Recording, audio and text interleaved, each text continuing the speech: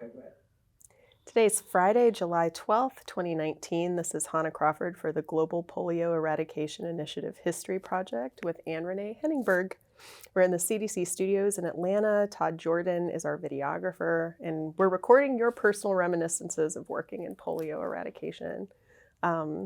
So you and I used to meet every couple of weeks to talk about polio eradication, and you really have been a personal advisor to me in navigating and looking at the list and having background. So thank you, really big time, as an advisor.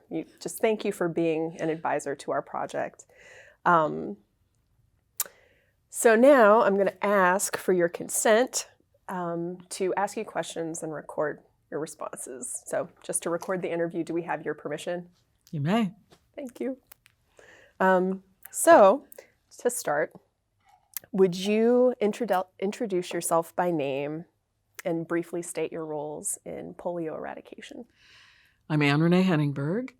I came in as I'm a public health advisor at CDC. I came into the polio eradication activity in 1995 as just a person to help do things. I've had two subsequent titles. My first one was Jill of all trades, and my second one is lead public health advisor. Thanks. And to get a little biographical information, could you state where and when you were born, and then share about your upbringing in your early life? I was born in the St. Albans Naval Hospital in New York in 1956, and I grew up in New Jersey, first in Newark, which was a regular urban kind of environment, and then in Maplewood, which was a very suburban, at some point, various times, it's been one of the 100 best towns to live in. White suburb. And I was there till I went to high school, and then I went to Sophie Newcomb for my finishing, Sophie Newcomb at Tulane University, and for undergrad. And then I came out, and I was looking for jobs, and I accidentally got picked up by the state of Louisiana in the STD clinic. And the two feds that they hired when they hired me lasted about 6 months. And when I was still standing and they were gone, they said, "Hey, why don't you become a fed?" And that was where I started with CDC. When you say accident, could you slow that down and explain what you mean by accident?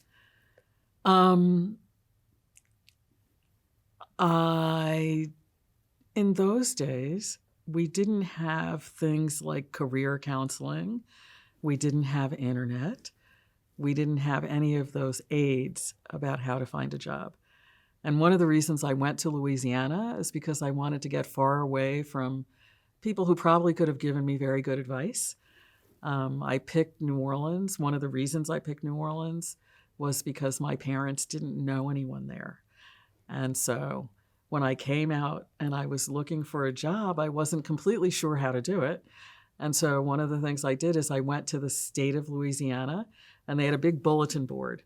And on the bulletin board, they had these index cards with different jobs. So you would look at the bulletin board, and then you would ask them for the application for that job. So one of the things on the bulletin board was, I don't even remember the name of it, but public health advisor, their version, in the immunization. I also picked things like toll booth taker for the bridge. And there were many jobs. I was all over the map. I didn't have any particular direction I was aimed in, but I happened to pick this one. And then I also took what was called the PACE test. And this was a test for federal employment. And so I didn't know what to do besides take the test, but I took it as part of my looking for a job. And so the immunization people sent me a note, called me and said, could I interview? And I sort of hemmed and hawed, and I was thinking, immunization, I don't want to stick people. And so I didn't reply quickly. And by the time I replied, the immunization job had already been filled. But the STD people needed people. At that time, the VD people needed people. So they asked me for an interview, and I was interviewed by a retired public health advisor, Carl Campbell, and it sounded really interesting. So I went for it. And then I spoke to my uncle, Mike Heningburg, who worked at HHS. And he said, "That sounds like the craziest job. I've never heard of that. Why would you take that? Why don't you come to HHS and I can help you to find a job here?" And I said, I'm going to give a go for this one. So I started, and I gave him credit. He came back to me later, and he said, "I mentioned this to a couple of the people I work with, and it turns out that I'm surrounded by people who were VD public health advisors in their earlier history." So that's how I started. What did you think about being part of a VD program? Was this during the 70s? I started with them in 1978. What did I think about it? I did not have a broad perspective or broad thoughts at that point. As a matter of fact, the way I would describe myself is probably about this color green. I didn't know anything about VD. I didn't know much about the world. I had never been in the parts of New Orleans that I worked in, even though I had lived there for 3 years. And it was all new to me. And I was like a big-eyed sponge, just trying to learn everything.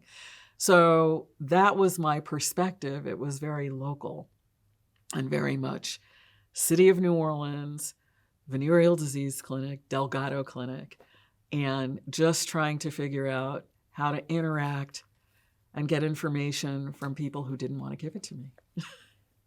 So you were were you doing contact epidemiology, Yes, interviewing? Okay.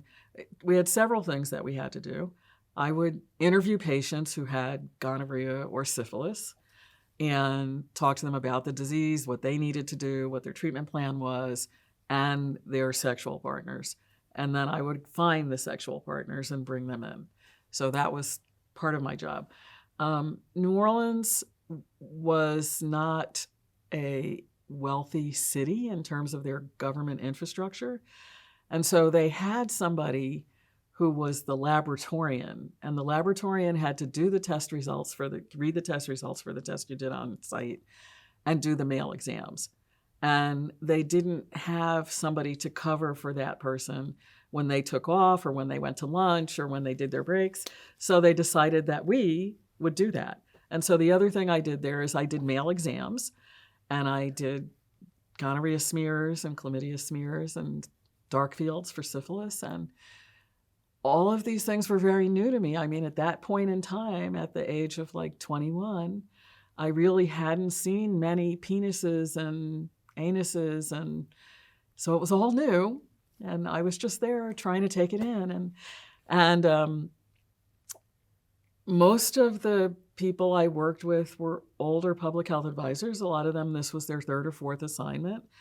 And we had something called investigation in the evening. And so we would go around for a couple of hours and try to find pairs and try to find people who we couldn't find during the day and just see if we would have better luck in the early evening locating people. And that would last maybe an hour and a half or so. And then we would meet somewhere. Very often we would start at Pat O'Brien's, and then we would go from there. And this was sort of another aspect of life I didn't know anything about. There were all these sort of, to me, older white men who were married and one black man who were married and had families. But, once a month or maybe once every 3 weeks, they would go out and everybody would be drinking. And like at midnight, I would say, I can't last any longer. And they would just continue. And I have no idea when they got home and what their wives thought about this. But it was just another aspect of my education. Could you tell a couple more stories about New Orleans and the different parts of New Orleans you went to that you hadn't been to? New Orleans. For me, going to New Orleans was a very smart developmental activity because it was so completely different than New Jersey in every way. And fortunately in New Orleans, I was adopted by local people. And so I got to really see the city from a local standpoint, not just as a college student who happened to land there. For instance, my parents were very heavily involved in the civil rights movement. The parents of the people I went to school with, nothing like that. Everyone lived together. The mother lived here, the kids lived on various blocks nearby, the grandmother lived down the street, whereas my family was very much a scattered family living in all different parts of the U.S.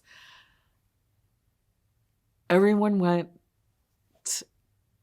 who could afford to, which was almost everyone who went to Tulane, went to Catholic school. So they all had come up in schools that were A, segregated by race, and B, segregated by gender. And so they had these really weird, it was difficult or challenging when people came into a campus where that was no longer the place. And in college, for the first time, they were all learning how to be in a classroom with people of the opposite gender and not just meeting them on some kind of social level. So sociologically, I guess, New Orleans was great for me. And then, I mean, it's a city of very wide income diversity. Is that a nice way to put it? and so a lot of my work was in the poorer parts of the city, which I really hadn't spent much time in.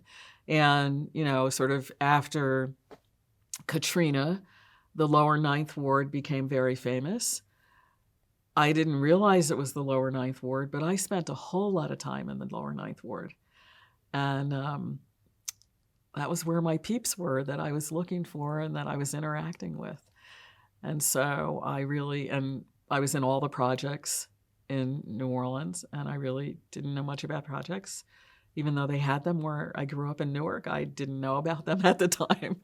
And so in many ways, for me, it was very much an opportunity to learn how to interact with people who were different or of different backgrounds, and to really discover what we had in common and how we could establish a common language, and how I could move in and out of the neighborhoods safely and have people, we had to maintain confidentiality, so we could never tell anyone else what it was we were talking about. But at the same time, when you're going into these places, everyone's looking at you, everyone knows you're not from there, and they have to decide whether they're going to give you a hard time or not. And I was very fortunate, I guess, in my affect and everything else, that people decided not to give me a hard time and to help me out as much as possible. So New Orleans was a real learning experience. Are there any stories that stand out in your memory, examples of how you learned what you needed to learn to operate and do your job? Wow. So many. Well, there's a retired public health advisor named Dennis McDowell, and he was one of my first supervisors. And Dennis, I guess, could assess me very quickly and see that I was pretty green. And so one of the things that he did is he took me on rounds with him to go to the gay bars that they frequently had to go to find people, and introduce me to the bartenders and the managers so that they would know when this young Black woman came walking in that everyone's hair shouldn't stand on end and that maybe they could help me out. And the bathhouses, I didn't know what a bathhouse was, of course, but I found out. How did you learn what a bathhouse was? Dennis took me and introduced me to the people who ran the bathhouse. What'd you see? What was it like? Was daytime, so there wasn't really as much action as there is at night. Sometimes we would go do screenings at the bathhouses at night, draw bloods, just as a screening activity to try and pick up people who might have syphilis who don't know about it. But generally in the world, I mean, I would say that those were the two focuses of my world, were poorer Orleanians and gay Orleanians. And these were the two big groups who used the public health clinics for treatment, et cetera.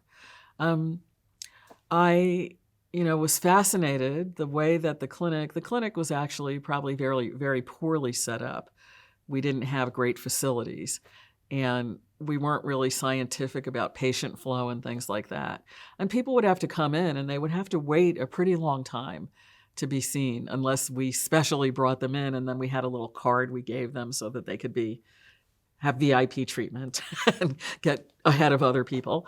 But just sitting and listening to the conversations of people who were sitting and waiting to be seen in the clinic, particularly the drag queens, when they came in full drag, looking absolutely more beautiful than I ever will in my life. And they would just be sitting there quietly, and inevitably somebody would come up to them and lay a line on them. And when they replied back in a nice deep voice, the person would be quite surprised and kind of slink off. And I was not aware of drag queens. I wasn't that aware of gay people. I was just learning in all of these environments. I know a lot more now than I did then. We had to go to interview school when we first started. It was a 2-week training program that they had for people who were new in the field. And one of the exercises that we did was they had us think about the words for sexual organs. And they had every person write down all the words they knew for sexual organs and then for different sexual practices. And, for each one, maybe I had like 5 words. And then we would combine our lists, and it was like, there's a whole new language that goes along with this too. So there were lots of things out there in the world waiting for me to be exposed to them. And, we would just get our pouch. That's what we called our little book that had all of the individual papers, documents that we needed to go find people. And you would, get there in the morning and put them in order, look at the map. We didn't have fancy things, so we had a map book. And we would be like, okay, let's put them together and figure out how we're going to do them. And then you would just start and go out in the field and go knocking on doors and leave notes or talk to people or whatever you needed to do. We had a big, very interesting syphilis outbreak that started in one of the prominent Black churches that will remain unnamed. And it started in the choir, and then it spread to another Black church. And in the end, we had like 40 people from the 2 churches who had syphilis. And so interviewing the people in the choir, talking to the minister, hearing on Monday how the minister put this into his sermon on Sunday about the syphilis outbreak and what happened. All of these things were really interesting. And it got to be, for me, one of the things that was great about the job is it was really my introduction. I had done a little of it in my life up till then, but it was my introduction and sort of creative problem solving and trying to figure out how, if I ran into an obstacle somehow, I had to find another way around. And that's a skill, one skill, that has come in quite handy in the rest of my career. I'd say now it's probably 70% of my job. Another skill that I picked up is that I learned how to talk to anybody about anything. Because pretty much if you can talk to people about gonorrhea and syphilis and their sexual lives and their partners, you can talk to anyone about anything. And it's kind of a personal quirk, I guess, that, standing in a line, the elevators at CDC, the parking lot, I just talk to people everywhere and, say something. It's just a habit.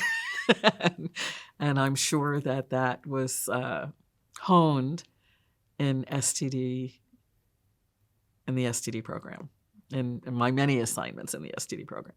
So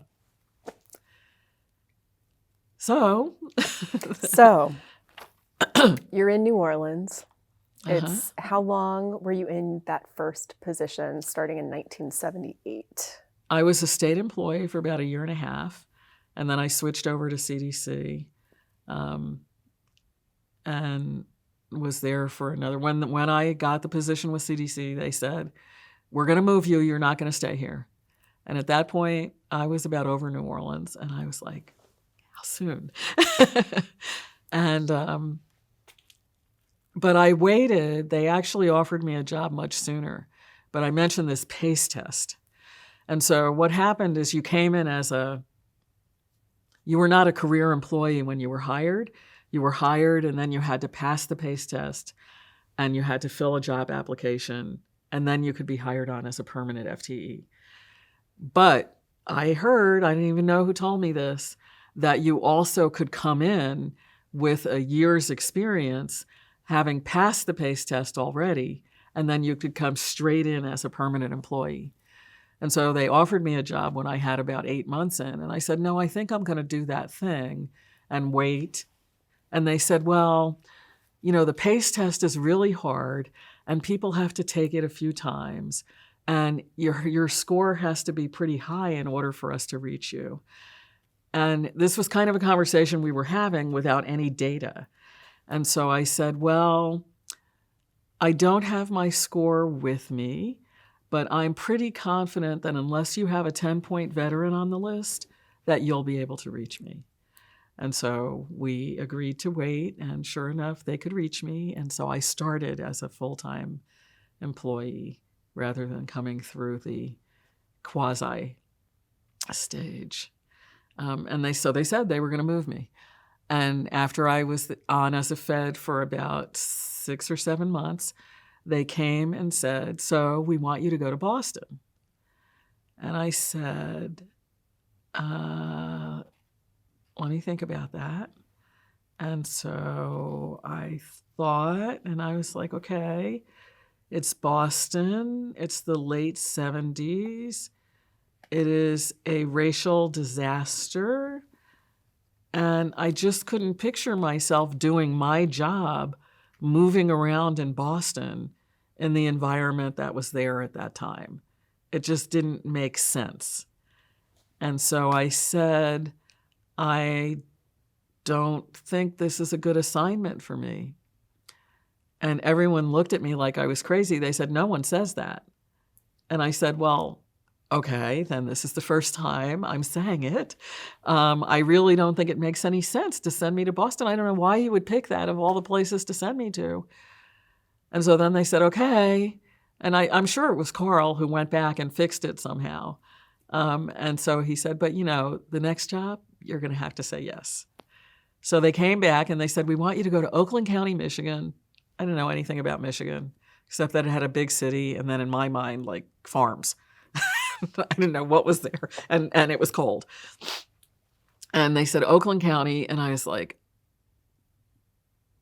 okay. And I went home and I was like, are they sending me to some rural area? I'm going to die. I have to live within 10 miles of an international airport. Don't they know that?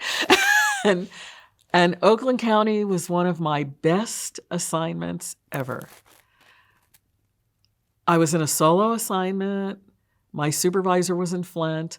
I was dropped into a clinic full of nurses who ran the place, and everyone just welcomed me with open arms, including a woman named Joyce Schumacher, who was one of the nurses who adopted me as her fourth daughter.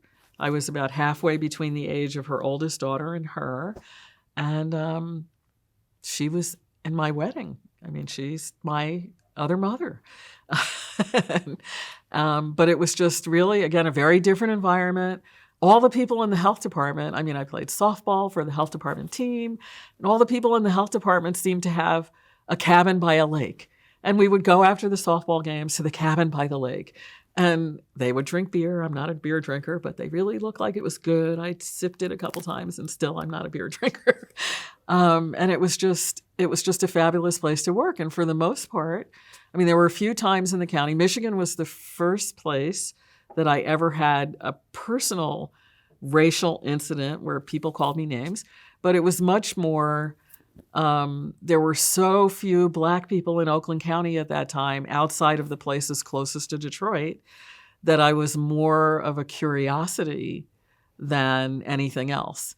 And sometimes it was a little more awkward working because I would have to say, confidentially something that made people realize I was there. I was driving in a little green AMC car. The state cars were these little AMC, I don't know, Hornets or something, and it was the Green Hornet. And so they could see the state license plates, and it was this, car that no one would ever buy. And so they knew something was up when I would pull up. But it worked out really well. And, I played volleyball with the Young Republicans. I didn't know who the Young Republicans were, but they were a lot of fun to play volleyball with. And there were a couple of people. I remember there was one guy who invited me to his house for dinner. And we had a lovely dinner, and he was really a good cook. And at the end, he said, this is the first time, he was probably in his late 20s. He said, this is the first time I've ever had a social interaction with a Black person outside of work. And I was like, well, okay, you did good. What can I say? So anyway, you learn things everywhere you go. So I learned in Michigan. So I have two questions. Okay. One of them is, could you explain more about what you mean about Boston and the reasons that you didn't think that made sense? Okay. So Boston, primarily around busing. Boston was having a really, really, really ugly time because there was a busing plan set up to desegregate the schools. And this was not well received by the citizens of Boston, who are naturally famous for being cantankerous anyway. If you've had any exposure to the fans of Boston teams, that is the spirit of Boston. And Boston is a complete, to this day, is a very segregated city. And I just thought in that environment that I would not be effective. I didn't really think of it. Now I also can think of it and say it probably wouldn't have been very safe for me to be wandering around in a lot of the neighborhoods in Boston. But at that time, I was just thinking, how could I maintain confidentiality, and how could I get anyone to talk to me, and how could I do these things in this kind of environment where everybody was mad at everybody? I grew up in New Jersey, so I know about people being, you talking to me? I know that affect. But Boston was a little more than that. And in the end, when I ended up going to school up there, I had two racial things happen to me that were really unusual for me. I didn't have a lot of experience with people calling me nigger or in people I didn't know at all who just randomly, we were having some interaction and then they said that. That's Boston. And so I really, after living there, I love living there. I had a great time. I really enjoyed the city. It's an incredible multicultural city. But it was also where I had the most racial tension. More than in the South. In the South, everyone knows their roles. It's well defined. Segregation in the North and interracial things in the North are very different than in the South. And so it was a different thing. So that was why I just didn't think Boston made sense for me to do my job effectively. And it was all very logical to me. I couldn't understand why it wasn't logical to the people who make the decisions. But fortunately, I think Carl came through, and so that's how I ended up in Oakland County. The second question I had for you is that do you think of it as transience, like moving around and, frequent change of location and variety of geographic experience? How do you drop in and then make those connections and start working with people?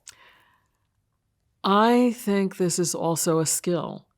And I think it's something, again, that developmentally for me was a really important thing. And I think it's a really important part of my personality. I really was, proud is not the right word, but I really was pleased that I had the ability to go someplace where I didn't know anybody, I didn't know anything about the place, and establish myself quickly. both professionally and socially. It was a little easier professionally because there was a cadre of people who also were in the same situation and who CDC was moving around and dropping into places. And so they, had some practice with that. But, and being single, helped a lot. And so the entire time I was in STD, I was single. And so that made it easier for me to jump from one place to another. But I really thought it was something that was I still feel like I can do it and it's not a problem. And I think it's helped me a lot. In polio, the difference was that instead of going to some other state, I was being plunked down in a country where I didn't know any, but I felt comfortable that I would be able to handle that. And I think that makes a big difference when you're heading out. So for me, it was horizon broadening and personally stretching and a great experience, and one of those things that I think I've incorporated into my personality. Yeah, if that answers your question. Yeah, no, it definitely does. I just dropped a paper, so I got to pick this up. So where did you go next? Well, interestingly, next I went to Newark, New Jersey. And normally CDC would never send you back home because they'd be afraid that they couldn't get you out of there. But they hired me in Louisiana, so they didn't really realize that New Jersey was home. So I went to Newark, New Jersey as a frontline supervisor, my first supervisory job, another learning experience. And like New Orleans, not so much like Oakland County, but like New Orleans, there was a cadre of city employees who had been there forever and who were not necessarily thrilled with these rotating helicopter feds who came in and were running the place. And so there was an interesting dynamic there, and it was an interesting one to overcome. And then I was back in the place where the name Heningburg was rather well known. So that was unusual for me. And I was living in my father's house. I had no intention of doing that. But I sort of said, hi, I got transferred to Newark. I'm going to be coming soon. And he called me back about a week later and he said, your bedroom's all ready. It's clean. The closet's clean. It's ready for you. I was like, oh. But it all worked out fine. It was a little more than 2 years. And first as a frontline supervisor, but then I switched into a totally different thing, and I became Newark was a training center, and so I became the training center coordinator, and I started teaching the courses and coordinating the clinical training, and so that was a completely different job than what I had done before, but another set of skills to learn. What did you learn about? Actually, even past that position, what did you take from learning about being a supervisor with you? I learned that if the people you supervise are happy, it makes everybody's life a lot easier. That supervision is really important. More so for some people than others. This is the same lesson you learn in your family. Some people function very independently and other people need a lot of oversight. And that you just really have to adapt to the different people and figure out what's the best way to work with them so that you both are working in concert instead of as adversaries.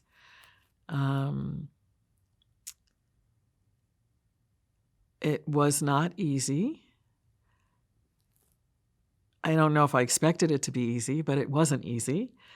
And I wasn't sure I really liked it.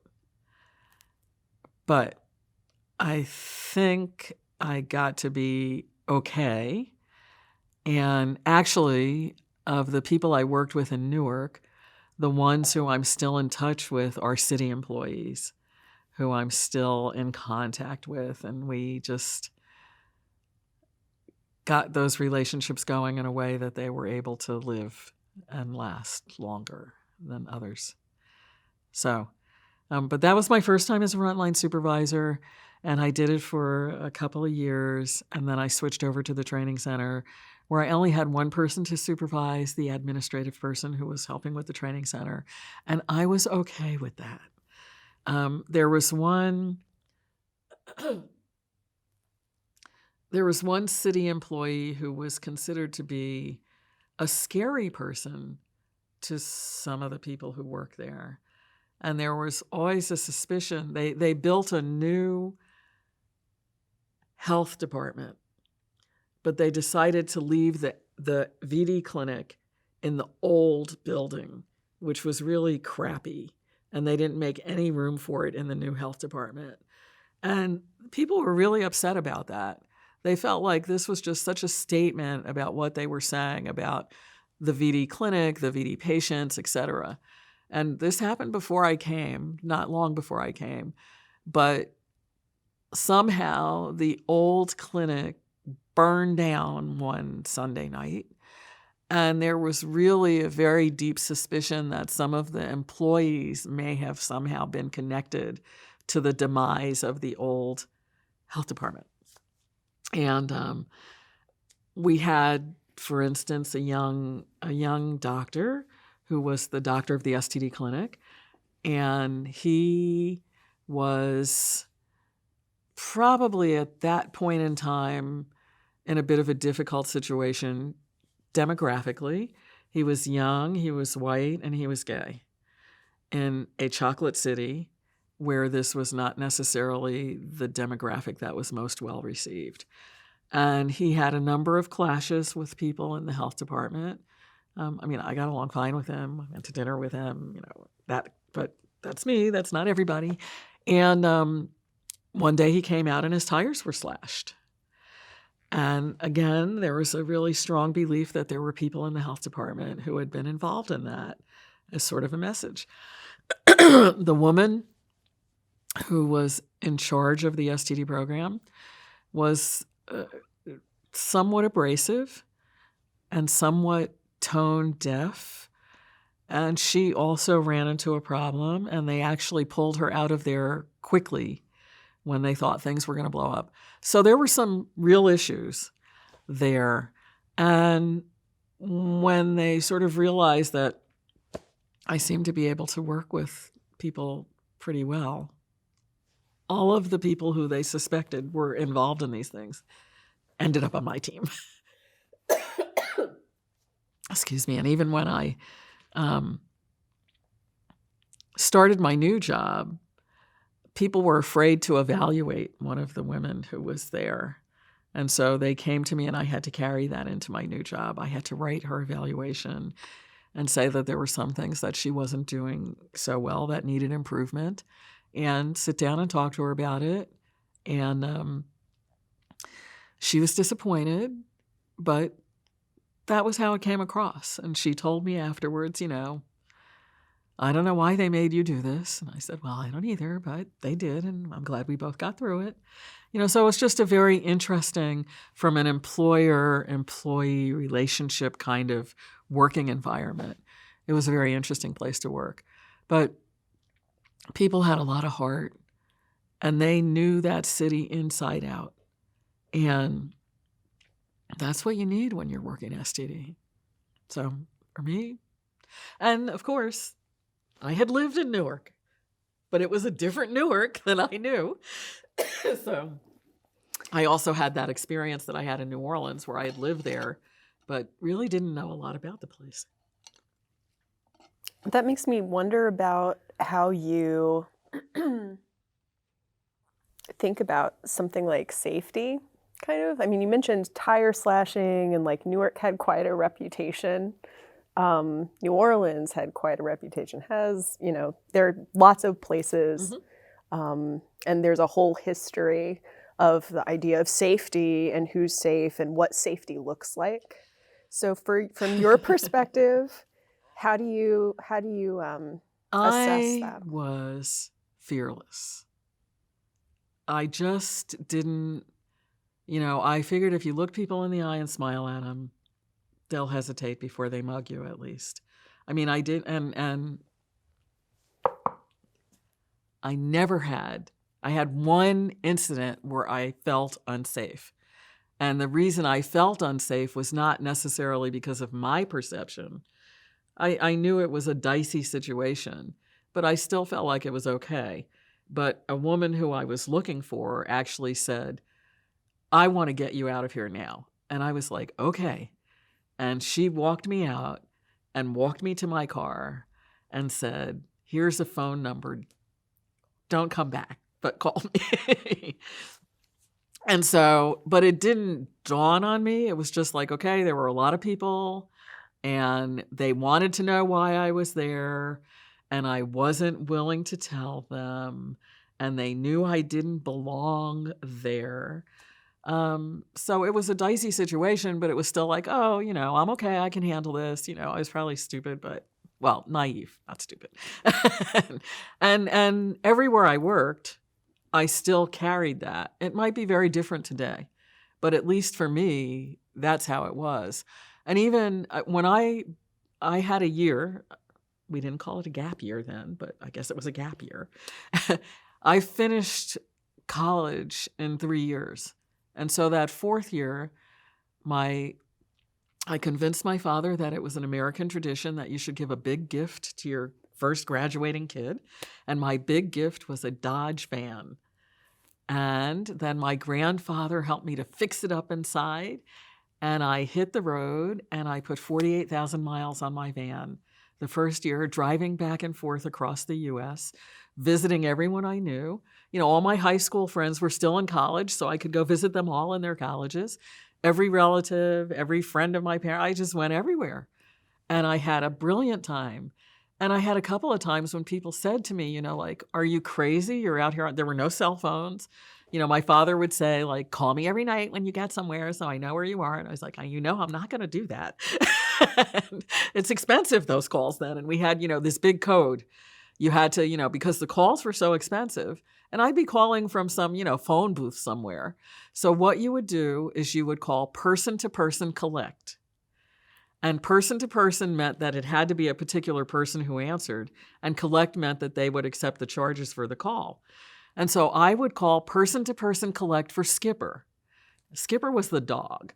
So when I called person-to-person collect for the Skipper, they would say, Skipper's not home. And the operator would say, okay, thank you, and hang up. So then they knew I was fine. And we didn't pay anything. And so even in that circumstance, I didn't have any discomfort or anything.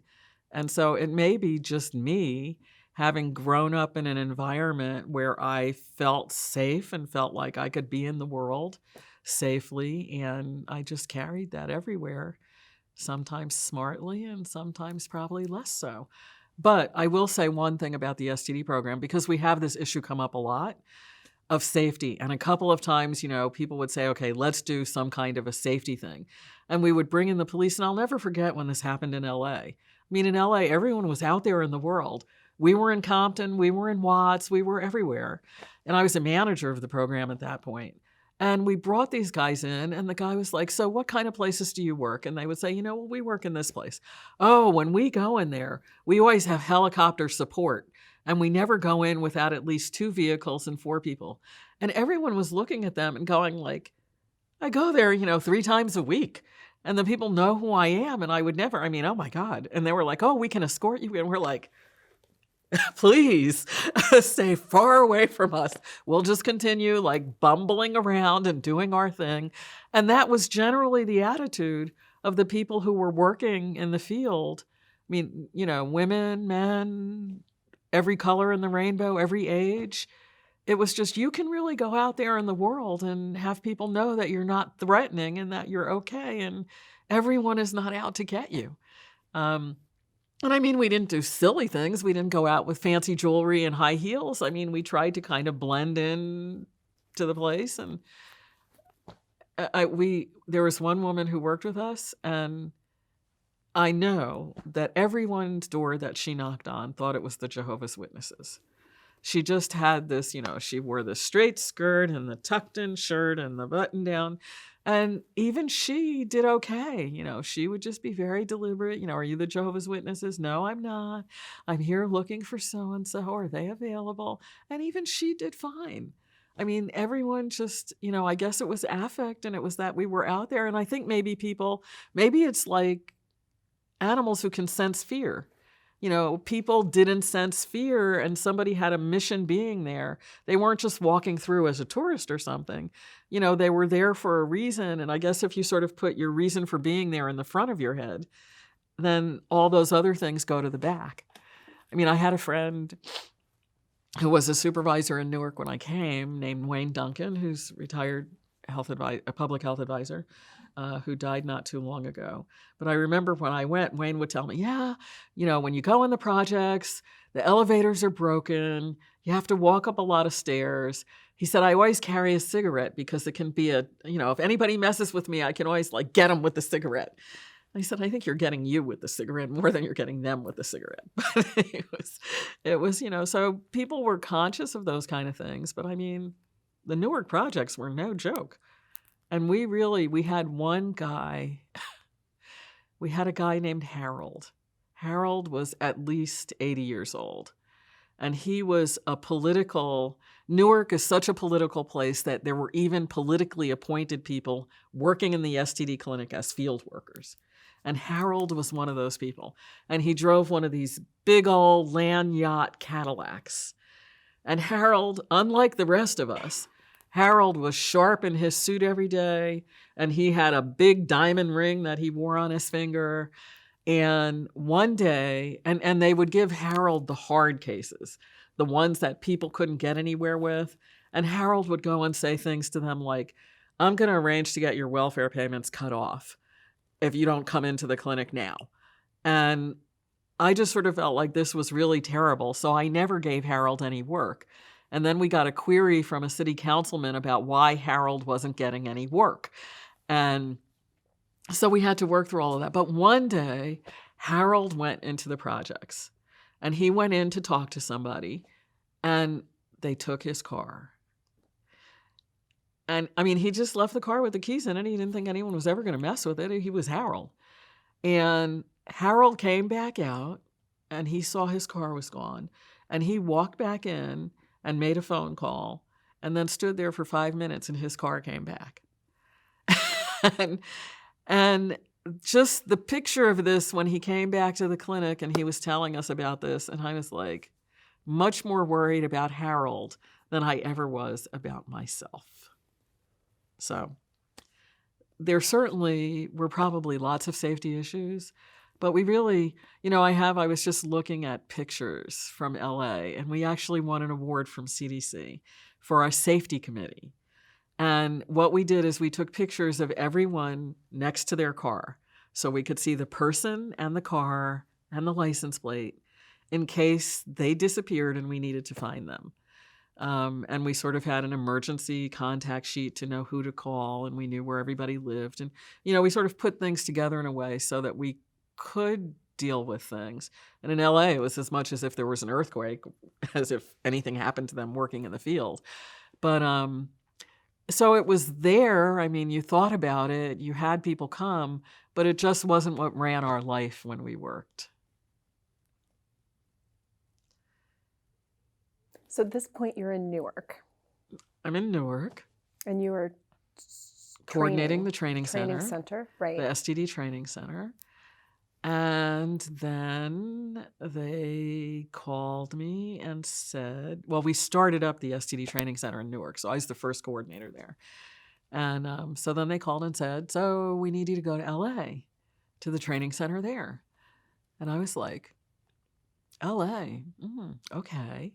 So I had gone to LA for a summer semester at Occidental College and realized that I should have been in LA and thought about transferring. But then when I contacted my registrar and they said, okay, after you count the summer courses, if you take this many courses, you can finish in 3 years. And I was like, okay, I got to go back to Tulane and finish.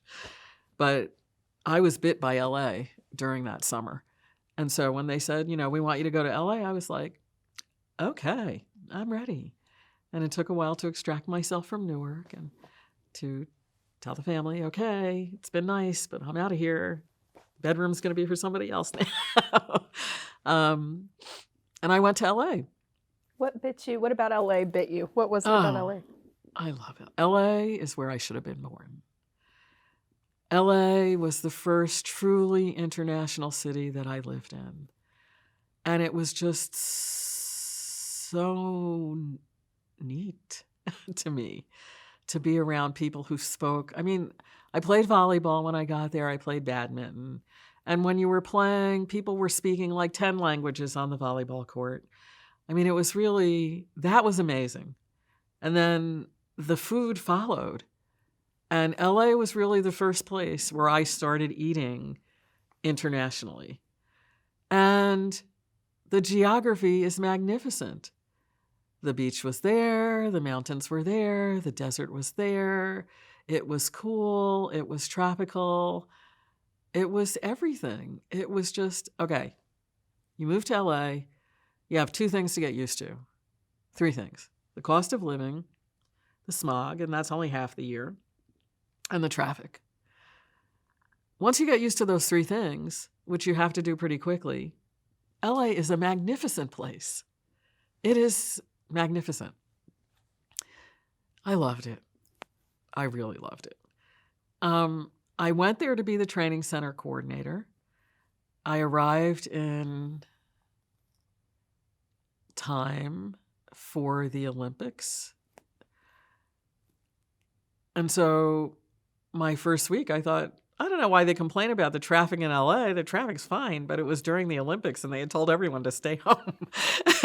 But it was a nice introduction. and about 4 months after I closed, actually at the end of the funding cycle, they decided to close the LA Training Center because it was affiliated with UCLA, and UCLA increased their administrative fees to 100% of the grant. And there was no way that CDC was going to do that. So they said, okay, we need to close the training center. So I was like, well, okay, that was quick. It got here. And then they said, no, we want to open a new training center in Long Beach. And since you've already opened a training center, you know how to do that. I was like, okay. So I switched from the LA Health Department to the Long Beach Health Department and started the training center there. And and did training still encompassing LA and encompassing the whole state of California. And eventually I expanded it to the region and just figured out all these courses that were good for people to take and would pull all the feds into LA to take courses and had the local people involved in the courses and did a lot of different things and opened the new training center and did lots of stuff. Is that where you were when you moved into polio? Not yet. Okay, so what I'm happened? getting there. What happened next? So then I switched from being the training center coordinator to being the kind of the deputy field services coordinator, I think. And so at that point, they decided LA should be a training center, and we started bringing new public health advisors into LA. And so, for instance, one of the new public health advisors was in our first wave, someone that you're familiar with, who came in, sat down at the table. There were 4 people in her wave. She sat down at the table and she said, "My name is Sue Gerber. Sue, not Susan. And I want to work internationally." And I was sitting next to my boss, and the 2 of us just sort of looked at each other and rolled our eyes and said, okay, we got a good one here. And that was where we met, and that was where she started her CDC career.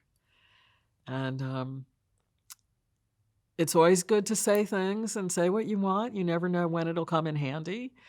At one point, much to my surprise, Atlanta called us and said, we need a couple of women, public health advisors, to go to Pakistan and do something for us there. And I said, I got them.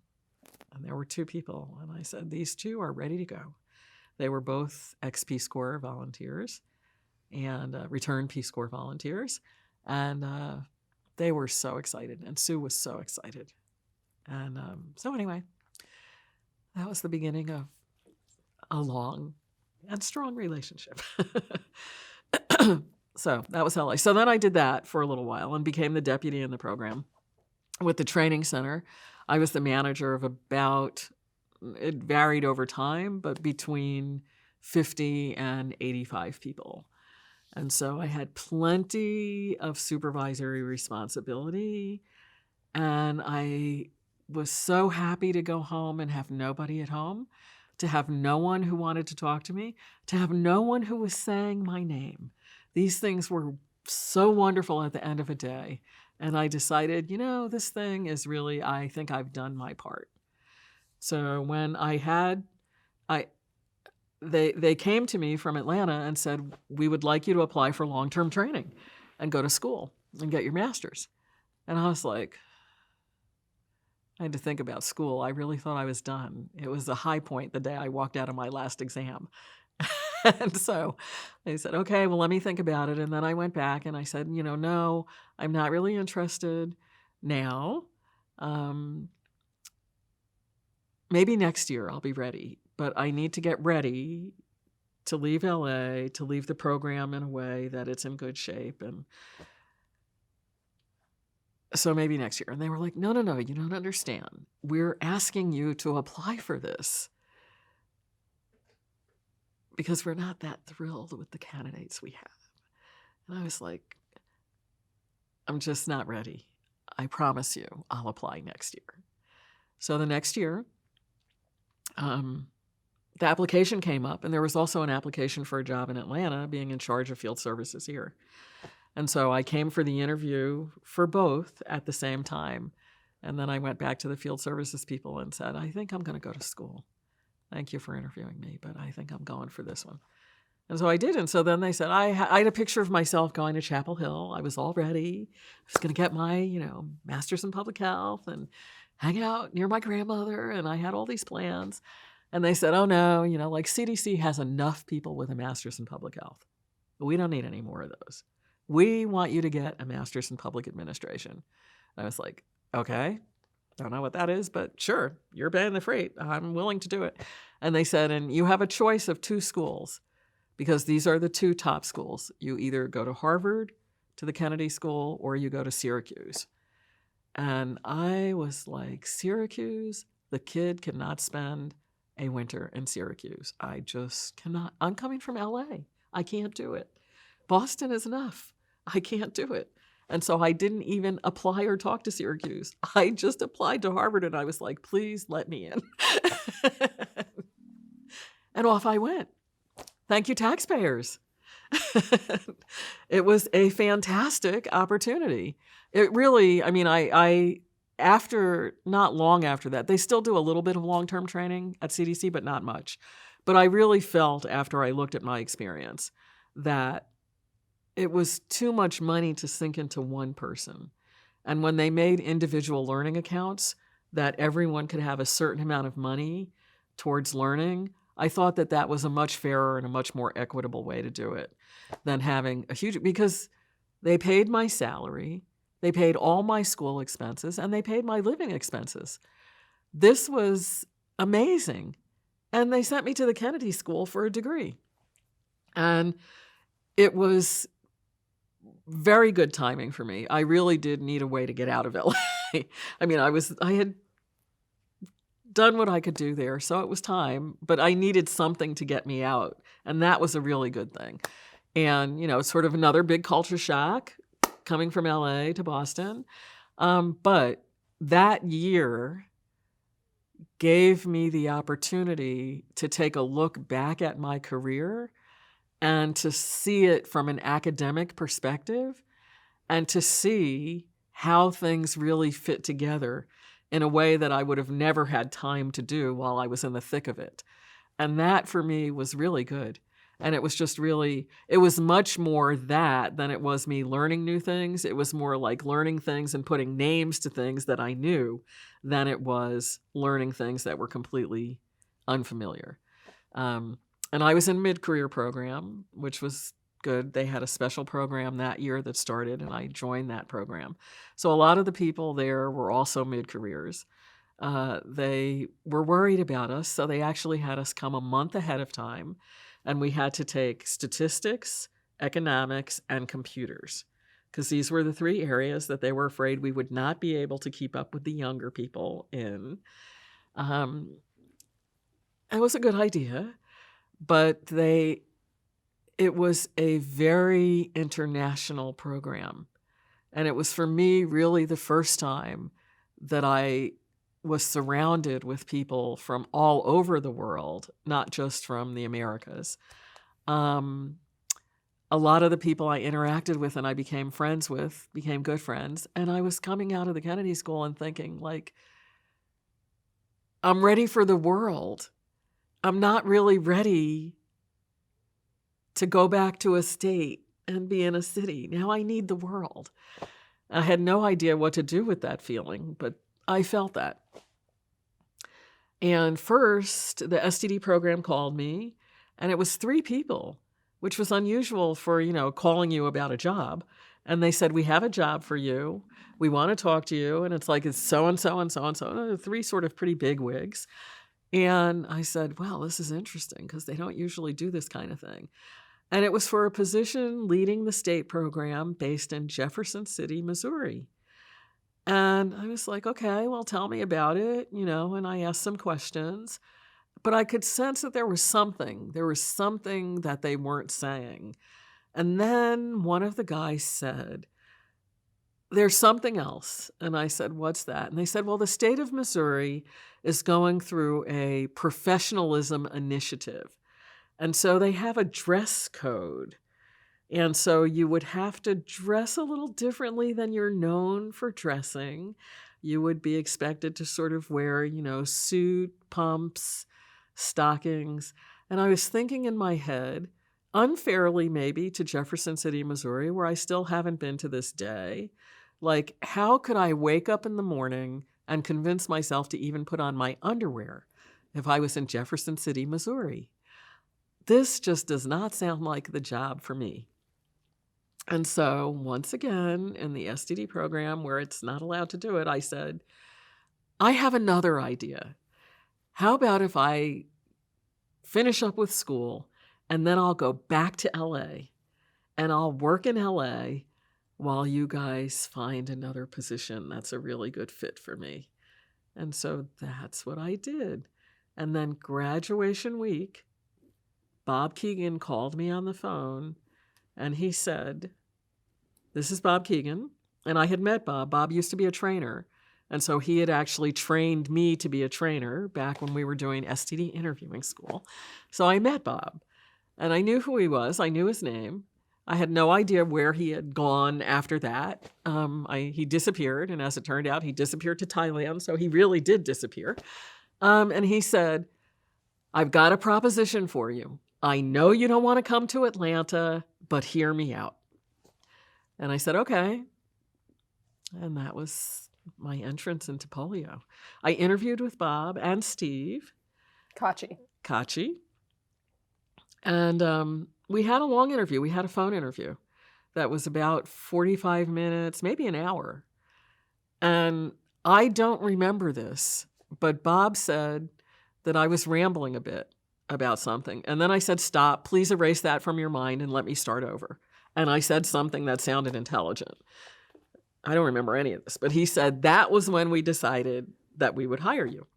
So we finished the interview. And I had said I couldn't come to Atlanta because it was graduation week. And I was like, there's a lot going on here. I'm not coming to Atlanta for an interview. So we had our phone interview. Bob called me back. As soon as I hung up, I called the field services people who sort of ran the STD program and placed people everywhere. And I said, I interviewed for a job. It sounds interesting.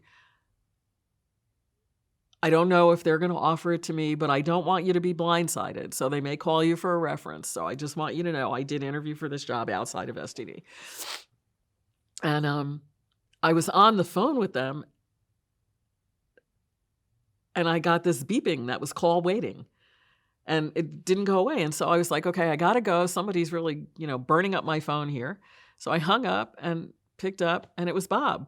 And he said, okay, we want to offer you the job. When can you start?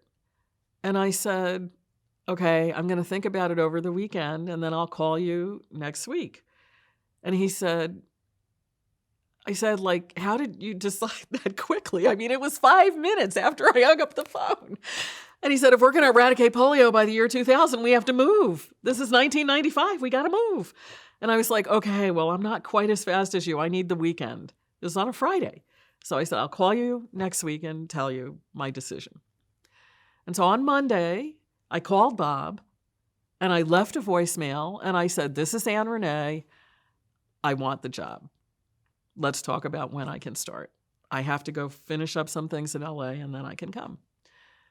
And I didn't hear anything for probably about 3 weeks. And I was like, okay, I figured I'd give it a month and then call. Sometimes it takes a long time to work out the recruitment things and all this. And then I got this kind of not friendly email from Bob saying, I called you, I offered you the job, and you never responded. And so I immediately called him and I said, excuse me, I called you on Monday as I said I would, and I left you a message saying that I accepted the job. And he said, oh, we don't listen to our voicemails here. And I said, well, that's going to change when I get there. And that was the beginning of Bob and I and my polio eradication job. And what he said is they were looking for 5 qualities. So they wanted people with overseas experience, good interaction skills, immunization experience, who spoke French. What was the other one? I can't remember the other one. Anyway, I had one of the 5, and I had the interaction skills, that's totally subjective. It's like, okay, you might say I have them, you might say I don't. And I was like, okay, these guys, they must be desperate. I've only got 2 of the 5 things they're insisting they want. And Bob was like, well, we can teach you French. He said, you'll travel about 40% of the time, and no problem, come. We'll be happy to have you. I'm like, great, I'll be happy to come. We made our plans. I decided to come.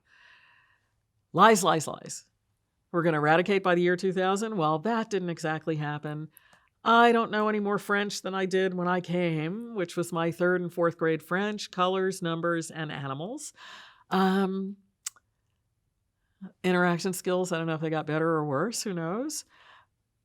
I did learn a lot about immunization, and I traveled about 80% of the time for the first several years I was here. And at that time, polio eradication, we were just a little corner. We were an activity. There were probably 10 of us in Atlanta and maybe 15 overseas. Tiny, tiny, tiny. They were just starting to get money in and decided, on the modality of working through WHO, because as much as anything, we had just a little bit of money. And if we spent it all to set up offices and places and work in embassies, which is a very expensive way to work. And also, WHO was there in all the countries. We needed to work everywhere. The US government was not there in all the countries, and they had a different relationship with everybody than the multilaterals. And so we decided, WHO and Unicef were the way to go to really maximize our resources and to have the best impact. And so that's the world I jumped into. 80% of the time. 80% of the time. In the beginning. Juba, Abuja, Uttar Pradesh, Manila. Where have you worked in the world? My very first assignment was in Geneva. So the first thing I did, they had the first polio advisory group meeting was held in Atlanta, because none of the regions, Geneva, they didn't have money out. They didn't have things to do this. So Bob and Steve pulled it together in Atlanta. They had all the regional advisors for immunization come into Atlanta, and all of the field staff, and 8 other people who worked in Atlanta. All of us were at this meet, and he told me, you need to come. This is when everyone's going to be here. So even though I wasn't finished in LA, I came. I was looking around and thinking, I have worked at CDC for 17 years, and I thought I knew people at CDC, and I don't know a single person here. And so for me, it was another one of those experiences where you're going to a new place. It's all new people. I mean, I had met Bob for 2 weeks. I saw one guy go by, Dan Martin, and I'm like, wait, I know you. He used to work in LA. and I was running, at lunchtime to the STD people and saying, okay, I know somebody in Atlanta. And so it was really interesting. And so the first thing I realized was there were all these tall guys. There was John Andrus. There was Doug Klauke. I mean, there were all these tall guys, Mac Otten. I mean, it was amazing. And so Bob was like, okay, you have to talk to people and you have to, so that we can arrange to get you out in the field. These are the guys who are going to ask for you to come help them. So you have to go talk to them. So I was like, okay, I'll go talk to the tall guys. and so I did. And so my first assignment was actually in Geneva. Bjorn Melgaard at that time was in charge of immunization, and he wanted someone to come and look at something about financing polio eradication and how it would work. And so Bob said that I should go, and he sent my information to Bjorn, and they kind of, there was some time went by and I didn't hear anything. And Bob said, I need your CV where you have your Kennedy School degree on it. I only have the one that you sent us before you graduated. And I was like, oh, okay. So I put it on there, and then they sent it back to WHO, and then they said, okay, she can come. Yes. So I said, okay, no problem. And so I went, and I went for 3 months. And first international assignment, I had been to Europe a couple of times, but as a tourist. First time in Switzerland, first time in WHO. Bob told me, everyone dresses up in WHO. You have to be, the men wear suits, and I was like, okay. So I went to the store and I bought a bunch of dresses, and I didn't have any. And I was like, okay, I'll find some in Atlanta. I don't know where I am, but I'll find some. And I packed everything up to go to Geneva for 3 months. And WHO was paying for it. And when I went was the time of the International Automobile Show, which is a big deal in Geneva. And hotels were sold out a year in advance. And the people at WHO were like, we can't find you any place. So there are no hotels available. You're not going to find a room. But it was the same year that was the 50th anniversary of the UN. So they knew someone who had to go to New York to work on that for WHO for 3 months. So they arranged for me to stay in her apartment. I mean, Old Town, right across from the cathedral, beautiful apartment. It was fabulous. It was great. The only thing that was bad about it was my literal brown thumbs. The woman had a bunch of plants. I had a friend who came to visit from school, who came from Norway, and he walked in and he said, you haven't been watering the plants. And I was like, what plants? I mean, I just walked by them without even realizing they were there every day, and they were dead. And I was like, I'm not going to buy plants. I'm just going to leave her money with a big apology letter so that she can go and buy some more plants. But I worked on a lot of things. Harry Hull was the lead at that time. And I remember several things about Harry that were really interesting. The first one was that this was still early days of computers and internet and everything. And Harry had a little gidget. I guess it was an icon, a widget. I think it was a widget that was currency conversion. And when it hit a certain amount, he would have to run to the bank and change dollars into Swiss francs. And I was like, okay, you live in Geneva, you have to be a currency trader. And then Harry, every weekend, would say to me, this is what you need to do this weekend, and this is what you need to do this weekend. So in the 3 months I was in Geneva, I went to Germany, I went to Italy, I went to France, I went all over. I mean, I took them seriously. And people were telling me, Maureen Birmingham was there, and she's going, take the couchette to Barcelona. You sleep on the train, you stay up the whole weekend in Barcelona, and then you sleep on the train on the way back. I mean, people were telling me these things, and I was like, okay, I'll try anything. And I went and visited a friend from school who lived in Germany and the Black Forest. And I mean, I maximized the time I was there. And then Bob called me and said, the next polio advisory group meeting, the first task force on immunization on polio for Afro was going to be in Togo in December, and that he wanted me to come there from Geneva. And so I was like, okay, first time in Africa, I was down for that. And so at the end of my assignment, that's what I did, is I went there. And there were a couple of interesting things about Geneva. So Harry was the the person. There were a couple of things that I set up, like people would go on these short-term consultancies, and then they would come back and they would like hand a report to somebody and leave. And I said, we just had you go and do all this work. At least you should do a presentation. And I would set up these presentations, and then I would like drag the people who were working in Geneva to the presentations. I was like, these guys did work for us. They've really been out in the field. You need to come see what they have to say. So that was one of the things that I set up. And one of the guys who came back from a consultancy was a guy by the name of Bruce Aylward. And he had done a consultancy in Turkey. And at the time when I was like, hi, Bruce, welcome back. Glad you had a successful thing. We would like you to do a presentation for us. And he was like, okay. And, he was another guy. And he did his presentation. And at that point, I had probably seen about 7 or 8 of them. This was in another league. I mean, this was not like anything else I had seen. This guy knew his shit. He was amazing.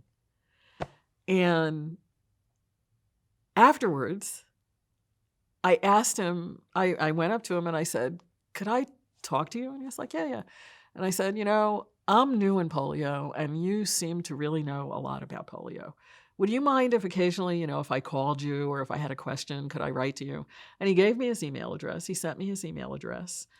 And a nice email, just something very simple. And I sent that email to Bruce not long ago. And I said, do you remember when you had this email address? And he's like, that company doesn't even exist anymore. But that was one of the things that really impressed me. Another thing that impressed me about that particular assignment is that J.W. Lee, Bjorn was in charge of immunization, but J.W. Lee was over the whole IVB, which involved other things too. Immunizations, vaccines, and biologicals. Biologicals. So it had the vaccine part and it had all the parts, and the immunization program part was the part Bjorn was over and where polio sat. And so I just have a habit, I try when I first get somewhere to go and meet with everybody and figure out what their thing is, just to have a sense of who the people around me are and who I'm working with. And so I set up little meetings with everybody. And I had a meeting with JW, and it was a quick one. He was busy, had a million meetings going on.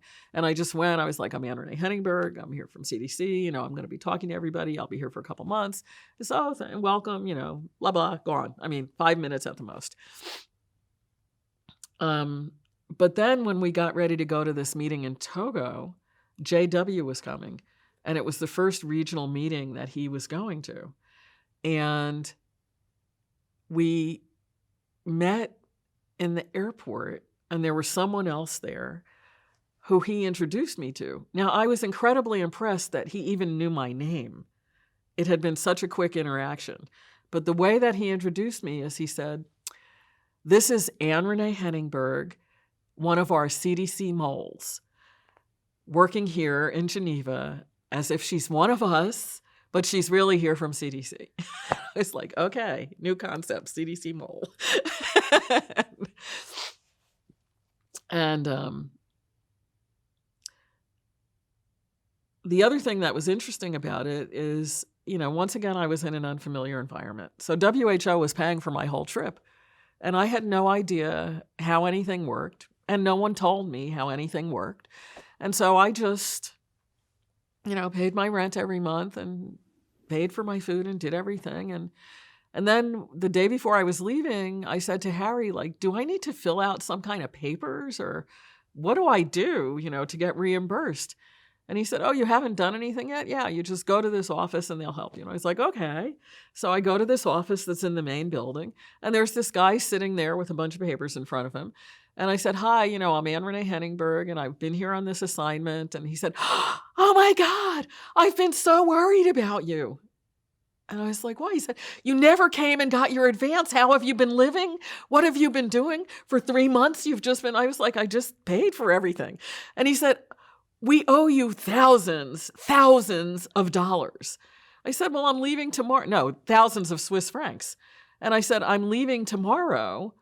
I'm not going to have any opportunity to use thousands of Swiss francs tonight, even though Geneva's expensive. It's not that expensive. And he was like, what are we going to do? What are we going to do? And I was like, well, I don't know. I mean, you're going to have to like change the money and put it in my bank account in dollars. I said, I don't have a Swiss bank account. I'm not one of those people yet.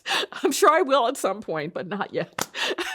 And so I probably lost, like $1 gazillion on the transfer. But that's what I did. I mean, it was like $14,000 they put in my bank account in Atlanta. I was like, ay. It's per diem for like 100 days or something in Geneva. And so then I got on the plane with JW and Harry and other people and went to Togo. And we had the first meeting in Togo and Lomé. And it was my first time going to Africa. I was pretty excited about that. I, of course, got in touch with one of my classmates from school who lived in Ghana, the next country, and arranged to go see him the next week. Had no idea how this was going to work, but I was like, I'll figure that out. And started another education. Lots of people there. And CDC at that point in time was not famous for having women, much less Black women, come. And they were like, where are you from? Jamaica. I was like, the United States. You work for CDC. And me, I'm talking to everyone. And so, for instance, one day,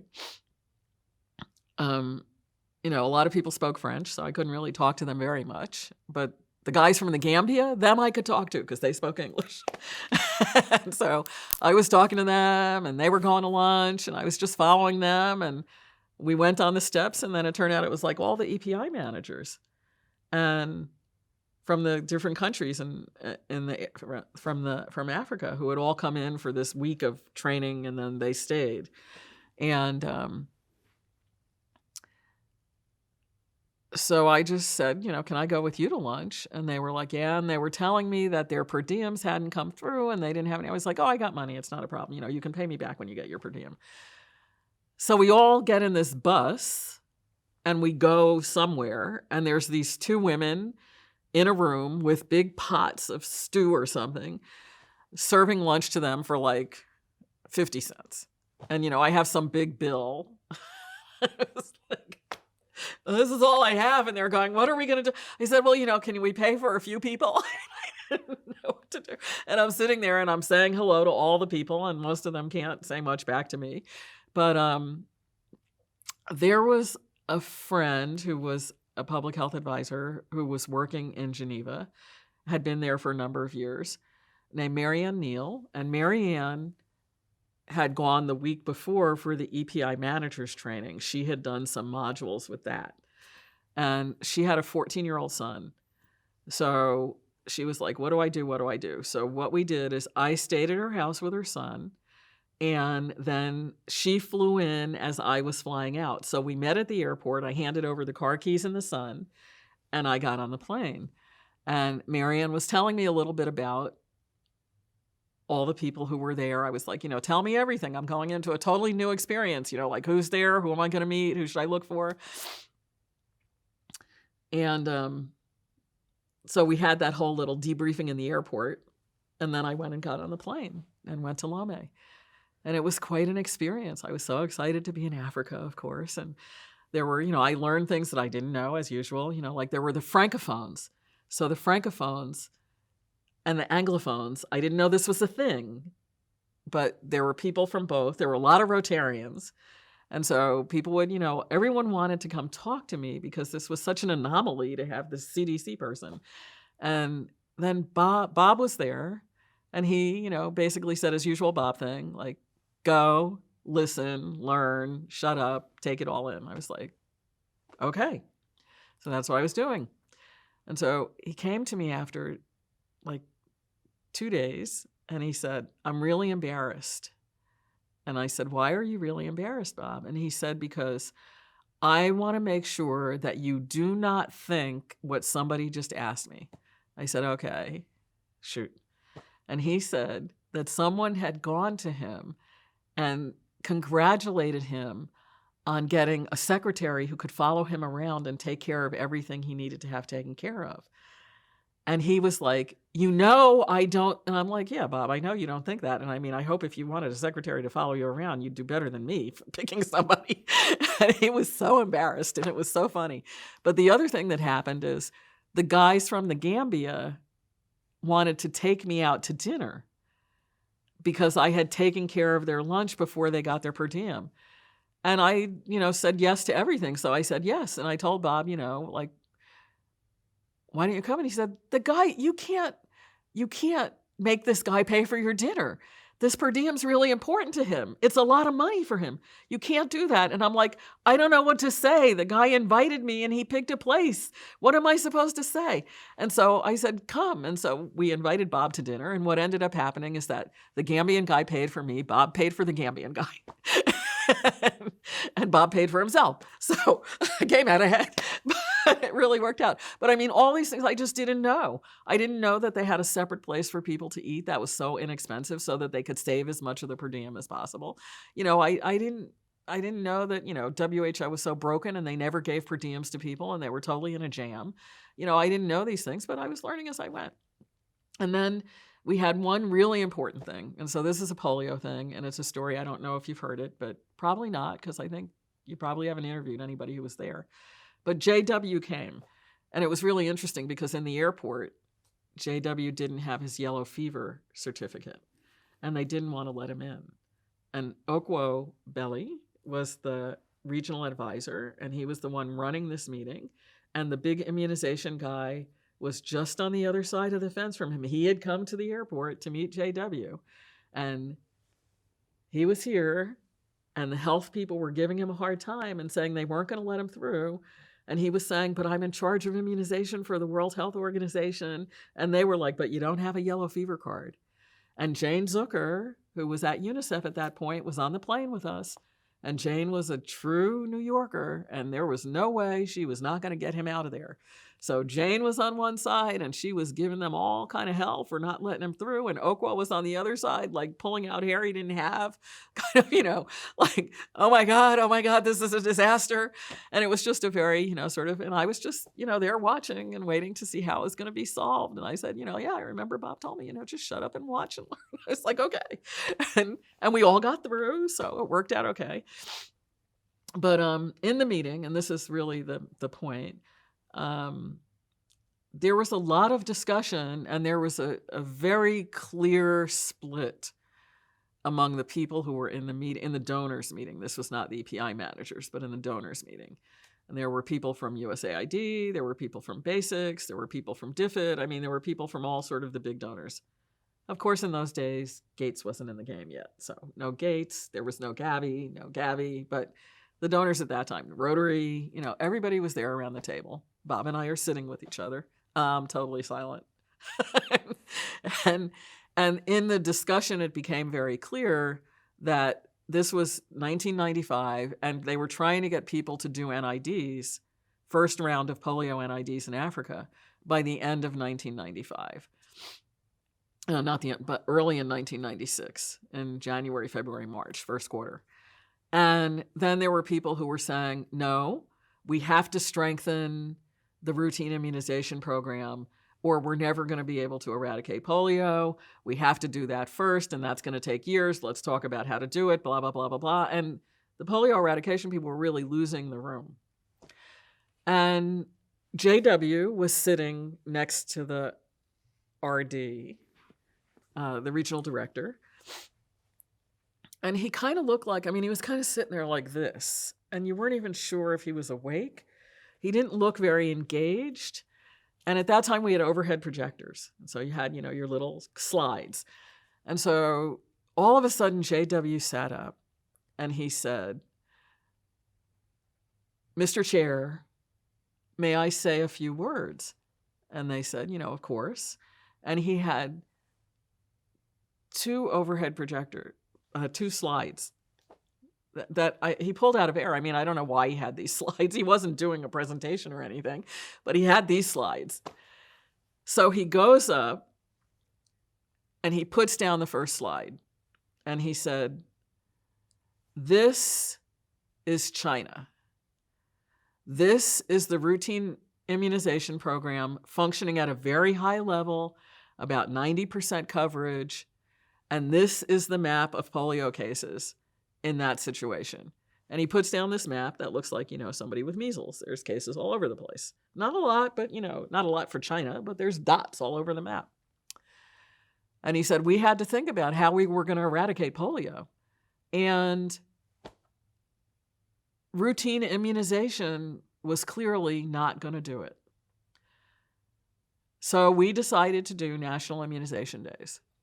And we did 1 year, 2 rounds of National Immunization Days in China with a bazillion people. And he said, and here's the map of the polio cases after the National Immunization Days. And he puts the map down, and it's blank. And he says, thank you, Mr. Chairman. And he goes back and sits down in the chair and just kind of semi-closes his eyes. And that turned the conversation completely around. And people started talking about, okay, how are we going to do these NIDs? It was really something. So I realized that JW, he was paying closer attention than you think to things. He knew the CDC mole, and he knew when to make his point about NIDs. So it was pretty interesting. And it was really nice sitting next to Bob, because then they asked for pledges. And Bob raised his hand first and said, CDC pledges X amount of dollars. They can be used anywhere that Afro needs to use them to do polio eradication. And I was like, I'm with him. And that was really nice. And then, I had things that I didn't know really how to deal with. Like we had a meeting with the Nigerians. The Nigerians really weren't doing a whole lot in terms of immunization or polio eradication. This was 1995. This was 1995. And so they called this meeting, and Bob said, come on, we got to go to this meeting. I was like, okay. So we went to this meeting, and we're sitting at the table, and there's a bunch of people from Nigeria who I don't know who they are, and there's some people from Afro, and I'm starting to learn who some of the people are, not necessarily all the names, but who some of the people are. And so somebody says something, and the Nigerians start screaming at each other. And there apparently are 2 factions. And one group is saying, you don't know anything about how to run an immunization program, and the vaccine came and you let it rot in the warehouse, and these people, blah, blah, blah, blah, blah, blah. And I was like, well, okay, this is a different kind of meeting than I've usually been to. And so we came out of the meeting, and Bob was like, oh my God, I don't know what we're going to do in Nigeria. I don't think we're quite there yet with this group of people. I don't think we're making progress. And I was like, okay. So then there was a guy who was a Rotarian whose name was Colonel Okwechme, and he was a Nigerian. And he came to me after the meeting, and he said, okay, look, obviously these people, they're not on track, and we can do something to get them fixed up. What we should do is you should just drive back with me to Nigeria, and then we'll go in, and then we'll start working with them and get them set. And I was like, but I don't have a visa or anything. He's like, no problem. I can take care of that.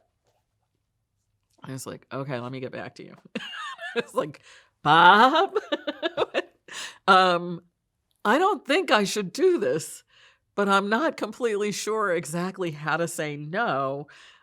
How do I handle this situation? And I did not end up going with Colonel Okwechme. But later, when I worked in Nigeria, we did run across each other again, and that was interesting. But he was in the mix, for sure. But I didn't get to Nigeria until a bit later. And so that was my first trip to Africa, my first trip to Lome. Then it was like, okay, I'm supposed to go to Ghana at the end and visit my friend. And I had no idea how to do that. I figured, well, maybe I can get a flight or something. And they were like, somebody said, I have a car. This guy from Unicef, he said, I have a car. You can ride in my car. Well, it turns out that he told a bunch of people that. So it turned out that it was Robin Bielik. Oh my gosh. This guy from Basics, me and another person, and Lionel and the driver in a little Unicef car. And there wasn't enough room for 4 of us to sit back in the back seat. So we took turns, one sitting up on the seat like this, and then two sitting back, two sitting up, and driving all the way to Accra. But we got there, and we had a really interesting conversation because all these guys had been in the mix for a long time. Robin Bielik had worked in Nepal, and this one had worked here, and they were just talking about all their different experiences. And of course, since I'm a sponge, I was just soaking it all in and listening and saying, like, wow, this is going to be cool. And I went to Accra, and then I came back a week later and flew home from Lome. That was my first experience, my first polio assignment. Who was Lionel? Lionel, I can't remember his last name. He was a logistician for Unicef, and he was actually based in Ghana at that time. And I've seen him a few more times around. I haven't seen him recently. I don't know if he's still working or still in the region. But, that first meeting particularly, they just everybody wanted to come. It was like a big party. And it was interesting because Melinda Mailhot was already working in Brazzaville. She actually went to Brazzaville right after I started. So she at that point had been there for maybe about 6 or 7 months, maybe almost a year.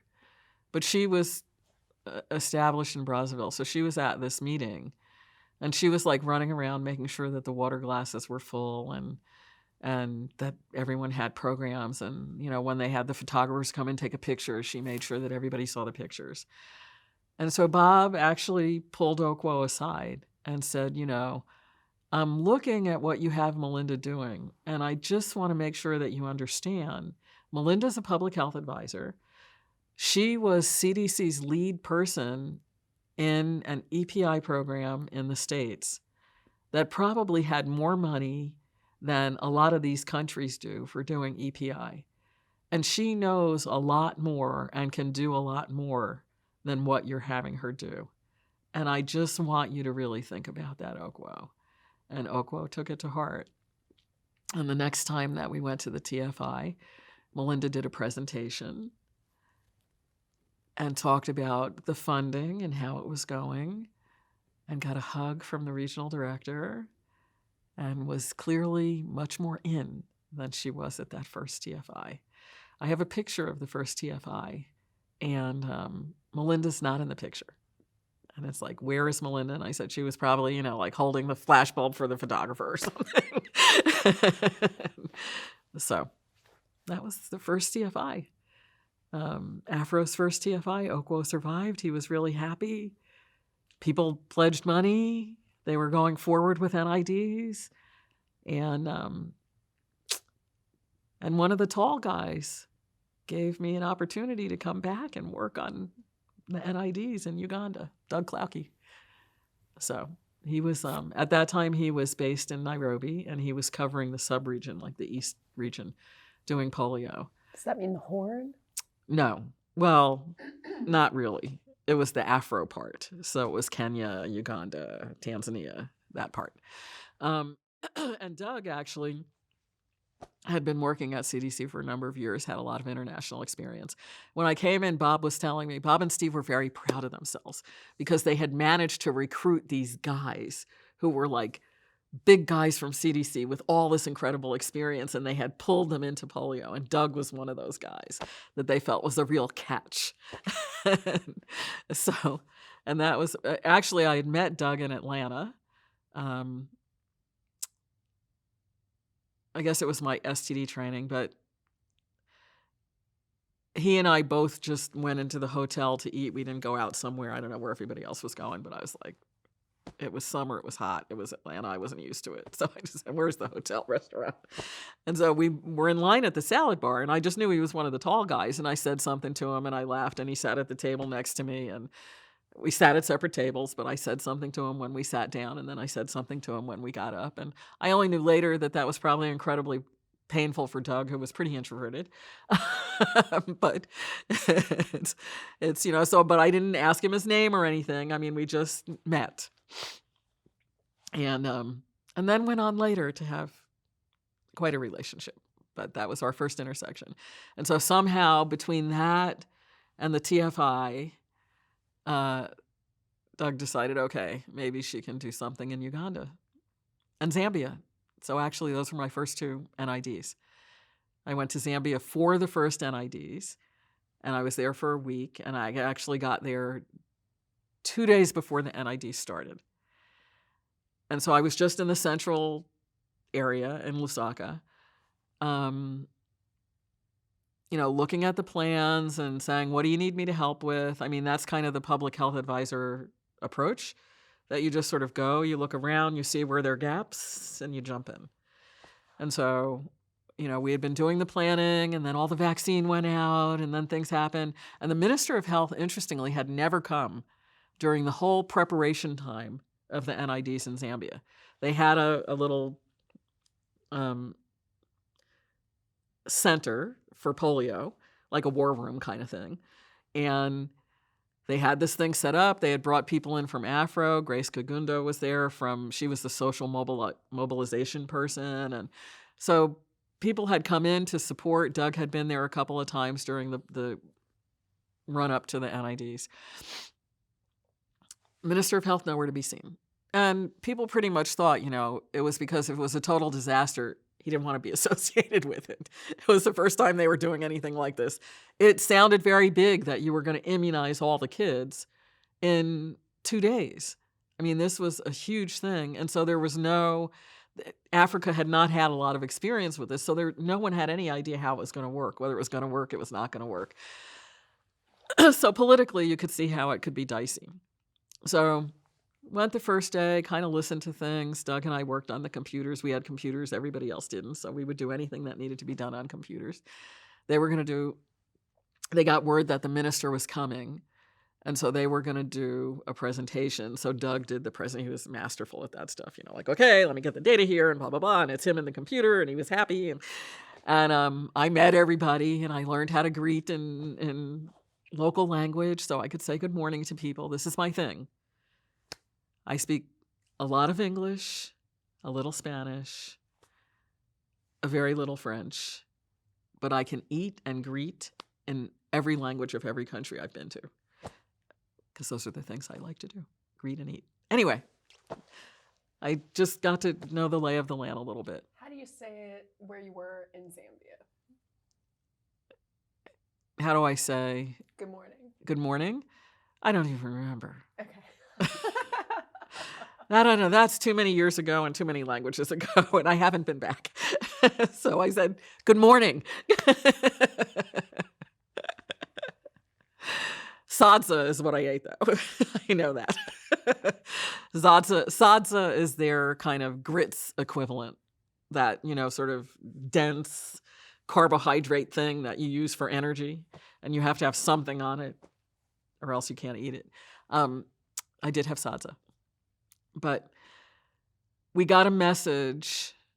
The first thing that happened is all of the vaccine and everything went out. And not knowing, they didn't really know what the denominator was, how many children were everywhere, so they had some estimates. But they pretty much sent the vaccine out, divided pretty evenly. So it was like, okay, we're 20 provinces, 20 batches of vaccine out. Then it has to go from there. They had this whole logistics plan, and it was great. And then they started getting calls from places that there were vaccine shortages and that they needed more vaccine. And they had more vaccine, but they didn't have any more cold boxes because they had sent all the cold boxes out with all the vaccine. And so that night, they stayed, and the next morning they were still doing it, and I helped a little bit. They found body bags that were thick, heavy plastic and put ice in them and put vaccine in them and found trucks to send it out to all the places that were having vaccine shortages. And, there were no cell phones. And so it was like somebody had to find a phone or a radio and call in, and it was not easy. And I didn't know at the time. I mean, this is a very common thing that happens with the first NIDs. But everybody was there and nobody had done NIDs before, so we didn't know. And when I came back to Atlanta and I did my little presentation about the NIDs in Zambia, they were like, oh, this happens everywhere. When are we going to learn? And I was like, well, I just learned, okay? But it was hugely successful in terms of vaccinating. Hundreds of people showed up. I mean, the turnout was fantastic. So this was a big thing. So after that first day of vaccination, the minister decides he's going to come. So then Doug's putting together another presentation, and everyone's scurrying around, and they have people in there cleaning up and doing everything. And they're all like this. And so he was my first minister. I didn't know ministers. I'd never met the Secretary of Health at that point in the U.S. This is my first meeting with a Minister of Health. And so he came in, and everyone who saw, I was like, okay. They said, we have to serve tea. I said, okay, I can do that. I'll take care of the tea. You guys sit down. You have to talk and say things. I don't know anything. And so I was serving tea. And so I remember there were two funny things about the tea. One is I served all the tea, and then Grace did this to me, and she said, our sugar is not as sweet as your sugar. You have to put more than 1 cube. No one will be able to drink it. And I was like, oh, okay. So then I went around with the sugar thing and gave everybody another sugar cube. And so then after some period of time, the minister came in, was focused on the EPI manager, and then sort of went around to find out who the other people were. And so they said, and we have colleagues from CDC. And he knew Doug. He had met Doug before. And he's like, oh, yes, Dr. Klauke. And then he sort of said something, and then he stopped and he said, you said colleagues? And they said, yes, our colleague, Miss Anne-Renee Heningburg. And he looked at me and he said, I thought you were from Western Zambia and you were just the tea lady. It didn't occur to me that you were, why are you having the CDC person serving tea? And I was like, it's okay. I volunteered. It was the thing I could do to help out the most. And he was like, oh, okay. And so that was my introduction to the Minister of Health in Zambia. And his introduction to PHAs doing everything. That's correct. So anyway, after a week in Zambia of NIDs, then I went to Uganda, straight to Uganda from there. And I was assigned to UNEPI, and which was the Uganda EPI program. And they thought I was an expert on NIDs because at least I had done some. So I was in some. And so they were like, we want you to do a complete download of everything that you saw, that you learned, and everything. And it turned out that the Ugandans are planners, and they're conservative. And so there was no way they were doing NIDs then. They needed time to get ready for them. So instead of doing them in the beginning of the year like everybody else, they decided to do theirs later in the year and really have time to plan. And so I stayed in Uganda for quite a few months while they were planning their NIDs. You may have run across Sam Okiroor. He was the deputy EPI manager at that time, and I worked quite a lot with him. And John Berenzi was the EPI manager. And once again in Uganda, I mean, it was lovely. I was in Entebbe because at that time, both the WHO office and the UNEPI were in Entebbe, not in Kampala. So I was in Entebbe, and they didn't have any computers, but I had my computer, and I had this little baby printer that was about this big. And so we would need to print things, and we would say, okay, feed the baby, put paper in, and then we would get the paper out. They're like, feed the baby, feed the baby. And I did slides, and I did a presentation, and I was using Lotus. Lotus was an old software before Excel, and Lotus 1, 2, 3. And I would do little lessons, computer lessons. There was one computer in the Ministry of Health, or two, I think. And so I would do computer lessons after work for people who wanted to try and learn it. And I was like, this is so pitiful. I mean, I know so little about computers, but I could help. And I was like, okay, this is what you can do. It was more of, this is what you can do. I'm not going to show you how to do it all, but you can do it, and you can just play around and figure out how to do it. And so that was one of my little side things that I did, computer lessons and just anything that came up. Like you do. Like you do. Child public health advisor. I need to take a break. Let's take a break. Oh my gosh. Okay, Hannah, go ahead. Okay, so we are picking up after a break, and you're talking about feed the baby printer is the last thing that I wrote on my list. But you were talking about Uganda and the first NIDs there. Uganda, I think, was the first time that I really tried to get my head around what NIDs were about. it's one thing to sort of understand on paper the concept of what you're trying to do. And it's another thing to realize that in hundreds or thousands of locations around you, kids are getting immunized.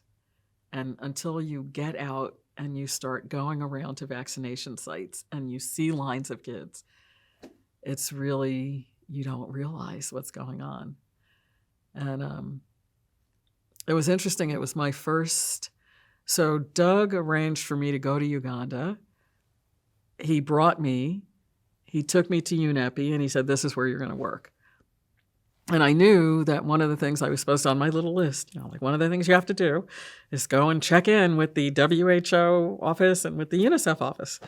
And so I had those two on my list. The Unicef office was in Kampala, so that was a little harder to do, so I didn't do that right away. But I went like the first or second day to the WHO office and, sort of went to the WR secretary, called and said, I had somebody from UNEPI go with me. I can't remember if it was Sam or John. I think it was Sam. And said, can you go introduce me to the WR? And they said, yeah. And this is always, this is the first thing you're supposed to do. And then I went. Sam was busy with something. And he said, just go so you're on time for the meeting. So I went. And the WR refused to see me. And so I sat down and I waited for Sam. And Sam came after maybe about an hour. And then the WR agreed to see us. It turns out that, number one, the WR was not there. So this was an acting WR. And sometimes the people who are acting can get very carried away with their new title. But Doug had sent a fax saying that I was coming to the WHO office. And that's all we had was faxes. And they had gotten this fax, but it didn't have any context. And it said, that I was going to come from CDC and I'd be working at UNEPI on polio and with WHO. And so the WR said, I don't have any idea who you are and I'm not going to meet you unless you're here in the proper context. And I was like, so sorry. So that was a lesson. And I tell people, and I make sure that whenever I'm in either a UNICEF office or a WHO office, on the first day, I make the trek. And I go, and a lot of times I'll even write before I'm coming, just to say, especially if it's someone I know. Like the last time I was in Kenya, Rudy Eggers, who was in immunization for years and years and years, was now the WR Kenya. And so I was sitting with UNICEF when I was there, but I immediately said, Rudy, I want you to know I'm going to be in your house. Because even though you know them so well, now they're the WR and you don't know what that means. So, yeah, actually, Rudy was Doug's boss in Kenya in that sub-regional office, or he followed Doug in. I think Doug was the first one, and then he came in second. So in the beginning, because there was no money and this was all new, even the regional advisor positions, for a while, CDC was filling the regional advisor positions in the regions. So like Brent Burkholder and John Andrus were the regional advisors in Sierra. And, Doug was in this position here in Afro in the sub-regional office. And it was crazy. And that was one of the first things that they did to regularize things, that they put WHO people in those regional advisor positions, because that was much more appropriate. What else changed as more NIDs happened in Afro? Oh, everything. I mean, okay, first of all, in the UN system, in most places, in most programs, UNICEF is the implementing agency and WHO is a consulting agency. My understanding is that UNICEF was not that enthusiastic about polio eradication. So when they were deciding who should lead the activity, UNICEF, because they were not totally on board. They thought it was better for WHO to lead. Polio eradication broke and remade WHO. They had not done any implementation at that scale. They had not had programs with that amount of money. It was just a whole new thing. And in every place, I mean, just the number of zeros that were on the end of when you were sending money around to do things were above the amount that they were allowed to have in their bank account. And so everyone had to figure out like how to do this while some bureaucratic process happened where the bank account limits were raised so that they could handle the polio money. I mean, it was all those, in every way, shape, and form, WHO was not ready to be an implementing agency to the degree that polio required. And so in that sense, I mean, it's a new place. And even now, I mean, immunization is completely different than the other WHO programs and how they work and what they do. And the other programs are still much more consultative and much less project and program oriented. So that was a very big change. WHO and Unicef are the USAID and CDC of the UN system. So even though to the outside they're both UN, inside they're not always the best of friends. And I think that in polio, UNICEF and WHO are, especially in certain places and in certain times. So if I take some place, I mean, I guess the biggest extreme is the Horn of Africa programs when Elias was the team lead. What they did is the UNICEF and WHO offices in Somalia were all together, and there was either a WHO person or a UNICEF person leading the office, and everyone, regardless of which organization they worked for, reported to that person. And it was just the most efficient use of personnel, of resources, of offices. I mean, UNICEF can go set up an office. In 2 weeks, they'll have a functional office with everything in it. This is not WHO's strength, even now. You know, I guess the most basic example I can give you is when we started getting emails, the WHO emails would say, like, so-and-so at whonigeria.afro.int. And the UNICEF emails would be so-and-so at unicef.org. And immediately it's obvious the advantage to having this one versus this one. Every time you moved from one WHO place to another, you had a whole new email account. The old one didn't work. You didn't have access anymore. Nobody knew what your address was. UNICEF, you were the same identity around the world. And for me, this was a reflection of how they approached things logistically and how they thought about themselves as an organization. And so it was really, on the WHO side, it really, the implementation was a real strain initially for them. WHO and UNICEF working together and really jointly working on programs. I think that's something that was strengthened by the polio program. Was Carl Tinsman part of that? Carl Tinsman. Okay. So we're not talking about South Sudan yet. Not yet, yeah. But I will say that, just a quick thing about South Sudan, one of the peripheral outcomes of South Sudan was that it was a good recruiting activity because it pulled Carl Tinsman, Reza Hosseini, Jeff Partridge, and there's a guy named Phil. The four of them were all pulled into polio from South Sudan. They were minding their business and doing things that were unrelated to polio.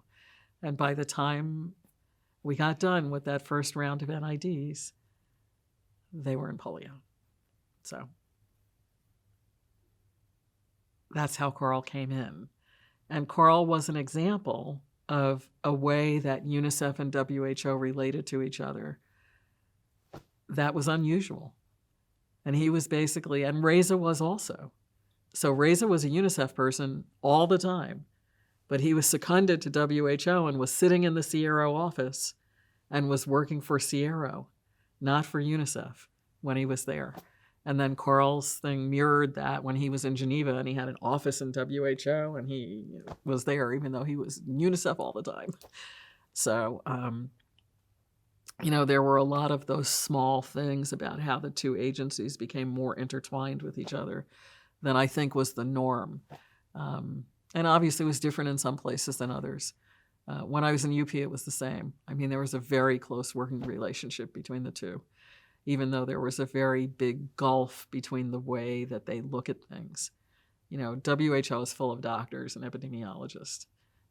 That's not who you find at UNICEF. You'll find, a doctor in charge of health, but that's it. You got a whole lot of other people working there, and that's not their frame of reference.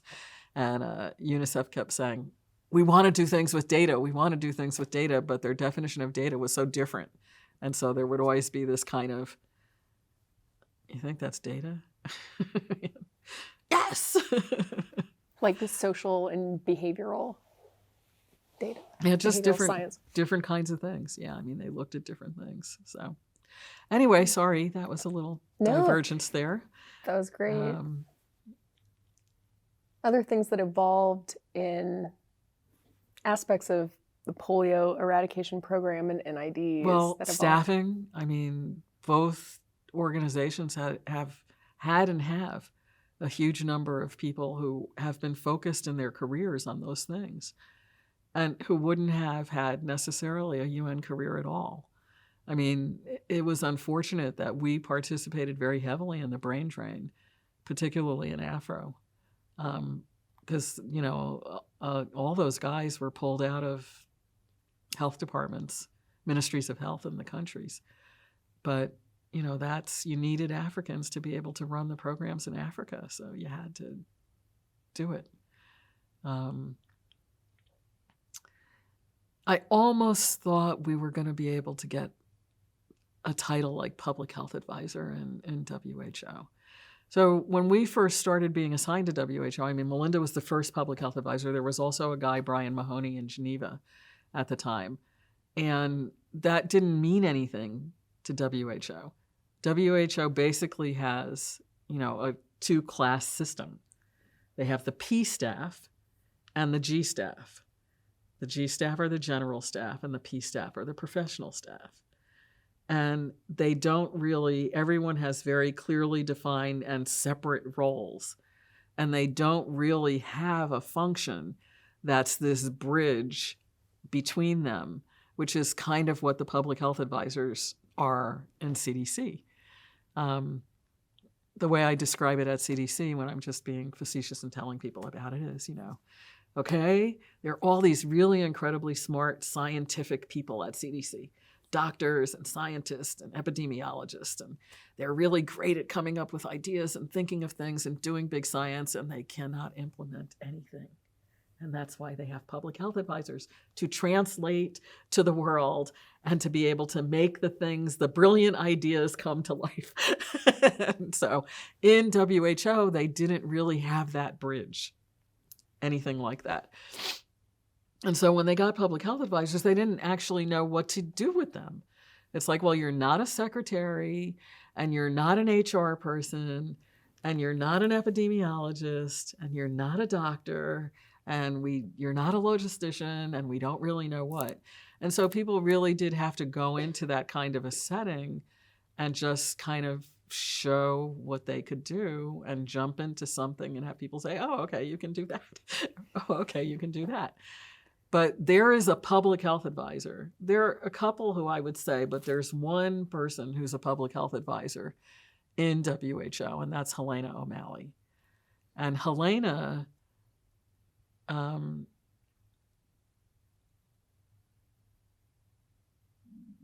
was in Geneva in the smoking program and was the right-hand person, I probably shouldn't even say this, was the right-hand person of the person who ran the smoking program.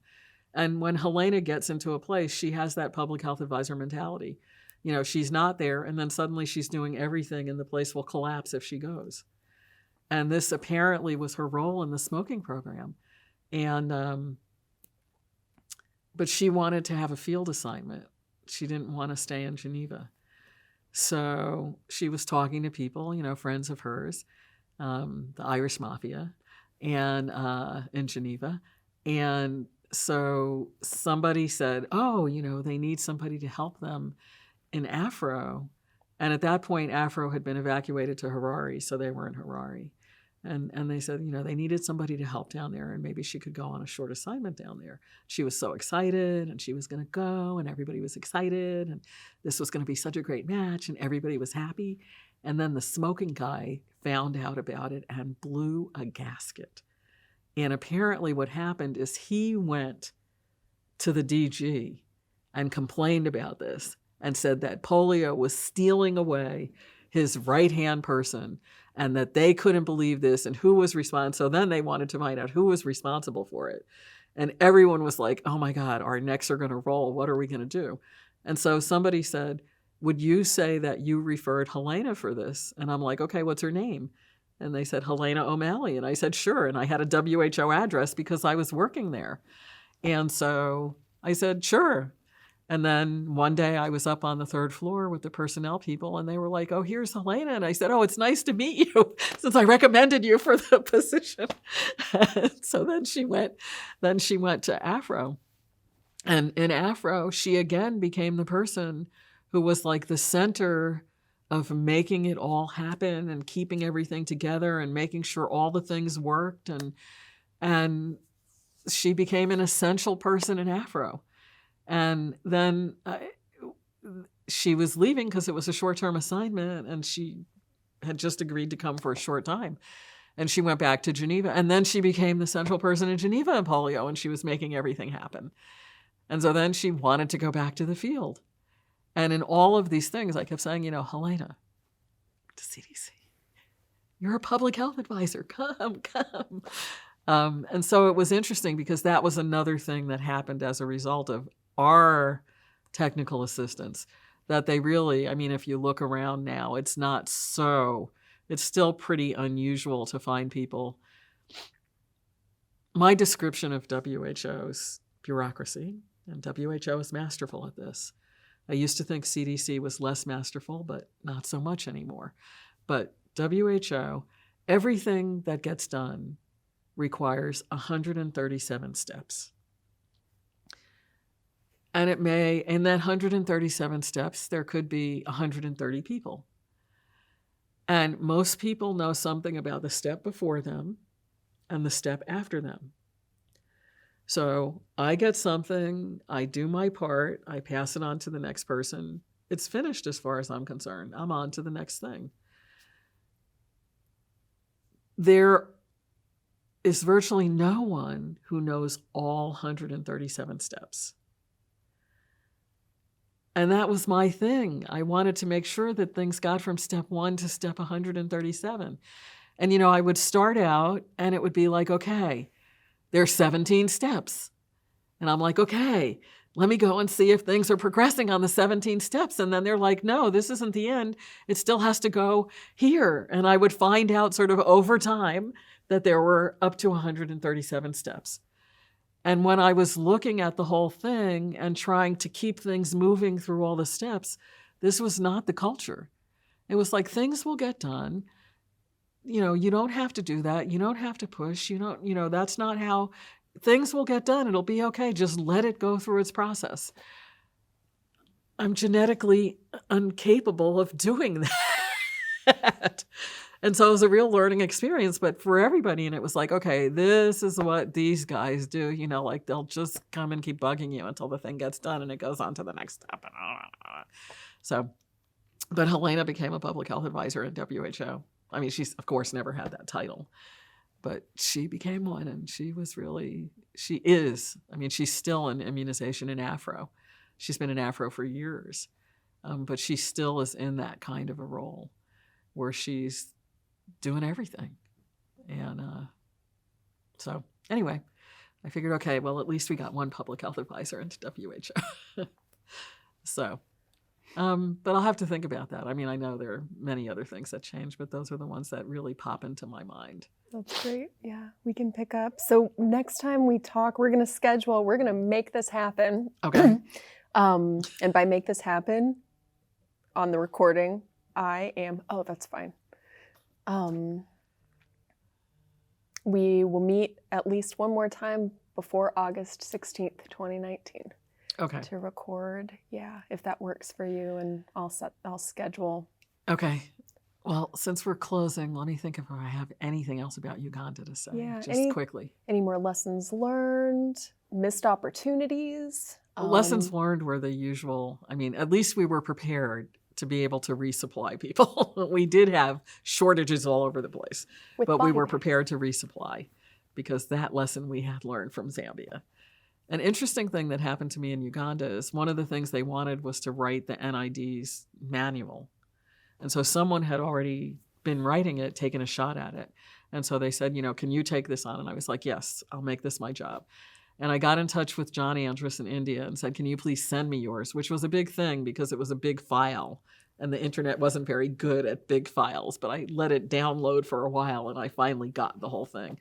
And I'm not so big at reinventing the wheel. So I was like, okay, India, yours is going to become Uganda. We're going to go through and make the changes we need to, but we're going to start with this skeleton. And I looked at the one that they had started to write, and they hadn't gotten very far beyond the beginning. But it was interesting because one of the things that it said when it talked about the benefits of NIDs, it said, we can eradicate polio and we'll be able to save all this money and we'll prevent this. And health workers will have an opportunity to make extra money, was one of the things listed in the benefits. And I said, I think we better take this out. But it was so interesting to me that that was part of the picture for people doing this. And it's very true. One of the big beefs that Unicef and some of the other agencies really had with polio is that they said that polio overpaid people, and then it was very difficult for other programs that weren't as well funded to come in and do work afterwards, because now people had gotten used to a certain level of compensation for doing work, and other programs couldn't match that because they weren't funded in the same way.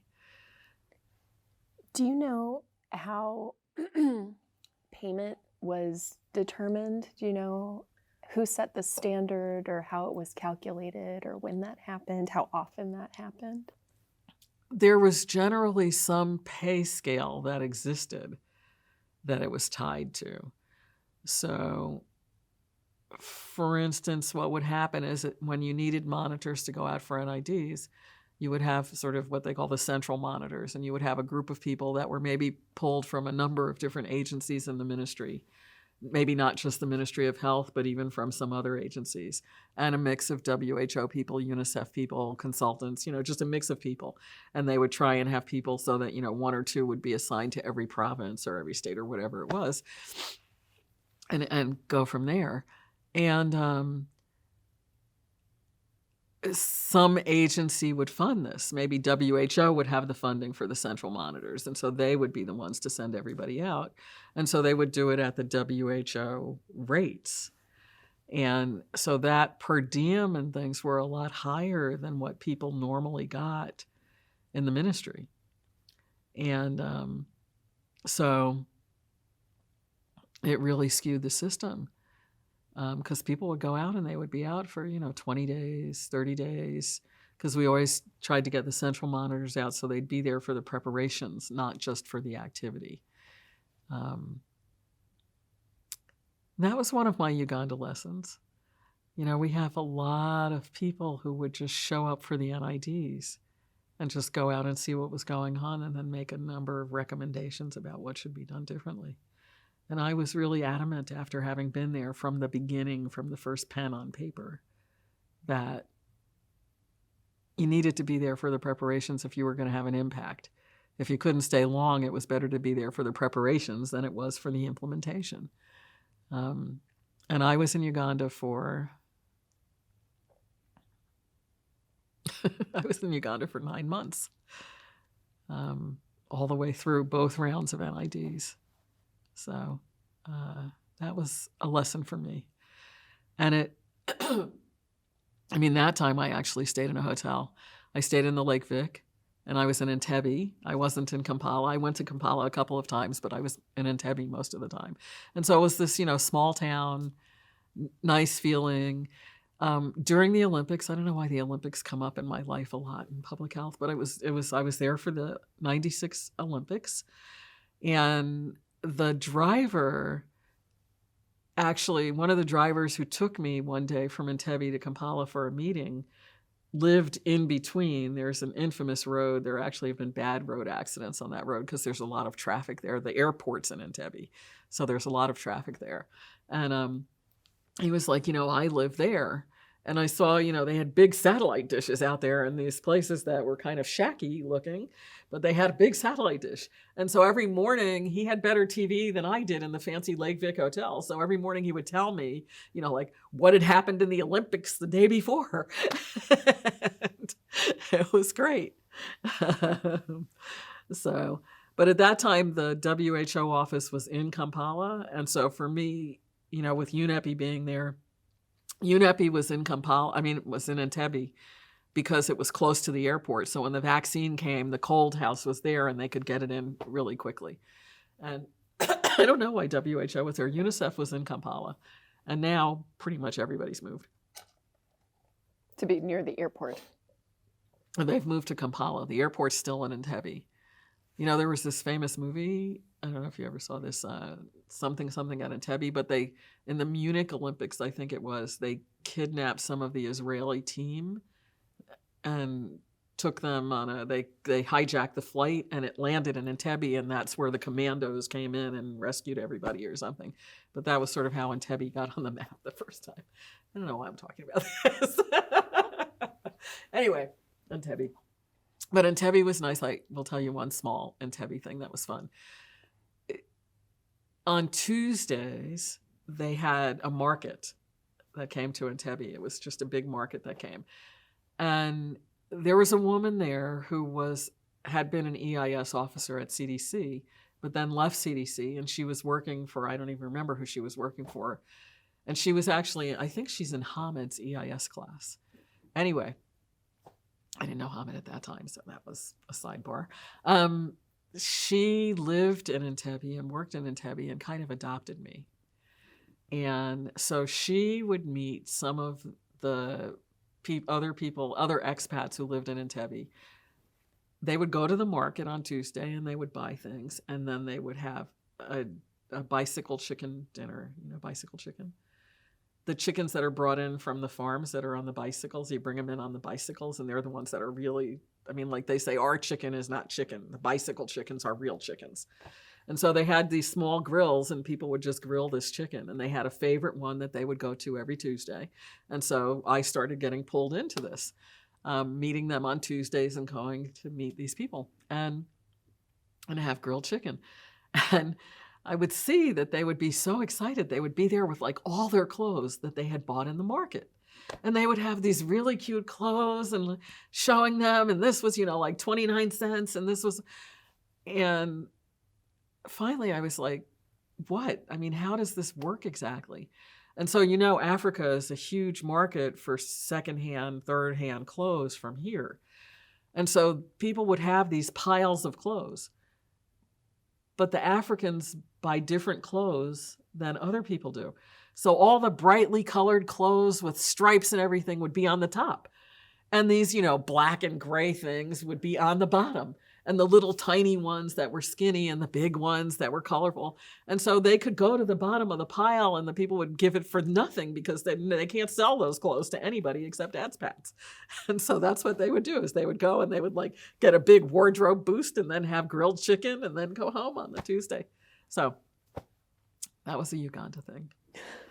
And the Lake Vic Hotel, the people were really nice to me. I was there for months on end. And the staff and everybody, they were so kind and they were so welcoming, and that was really nice. And it was the first place where I discovered that in a lot of the hotels, particularly, they'll have some kind of, and actually at UNEPI they had this too.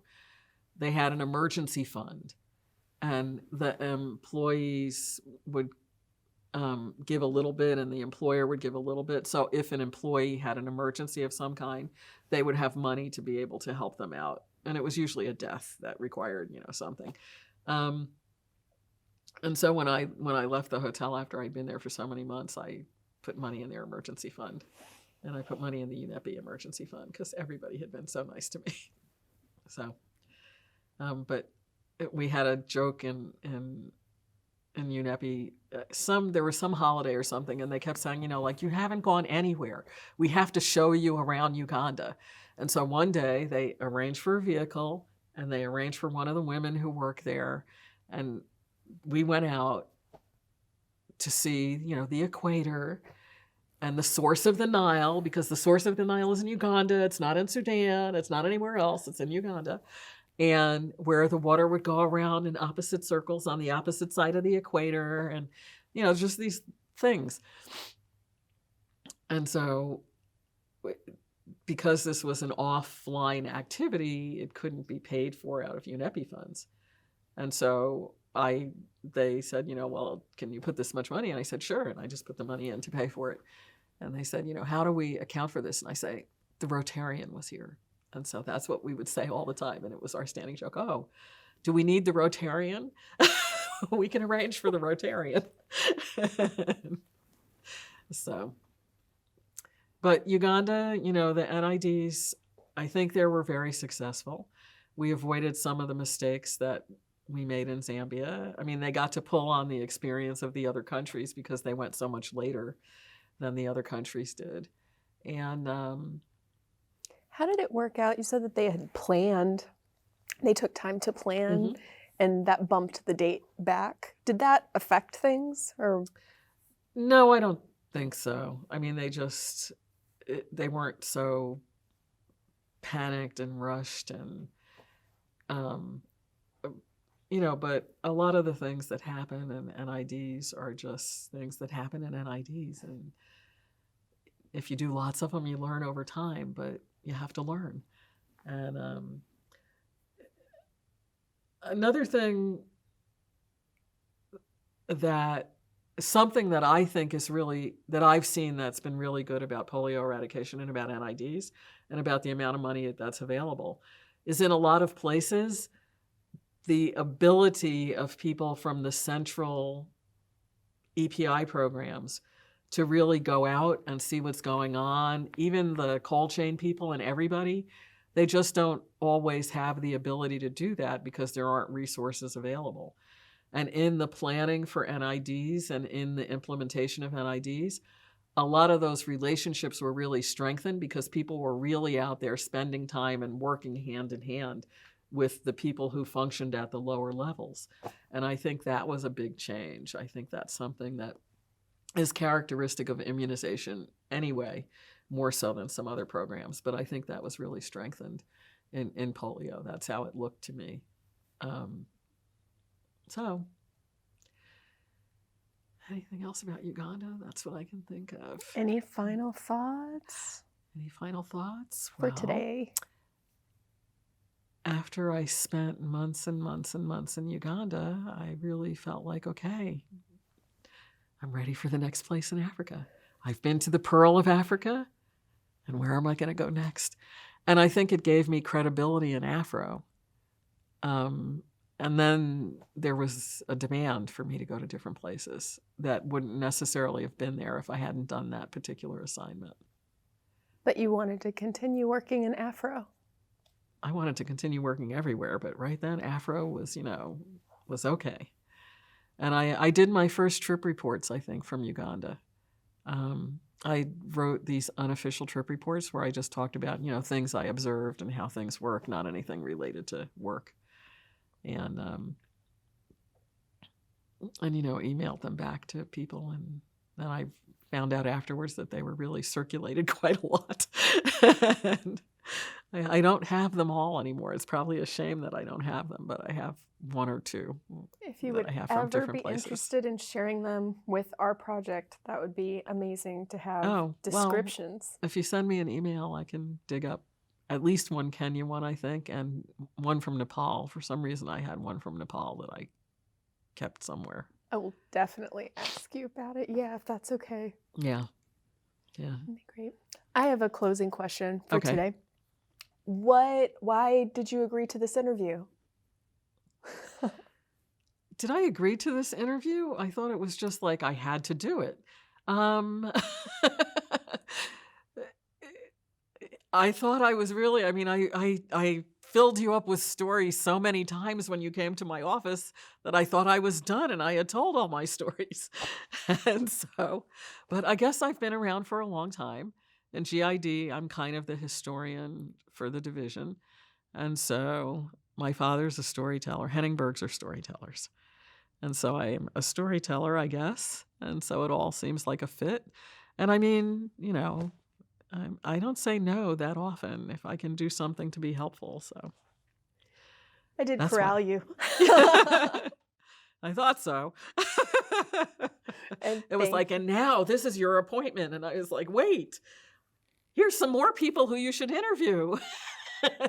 I did that enough times and I just didn't work this time. So here I am. It's true. Had to happen. So thank you. Well, thank you. It's been lovely.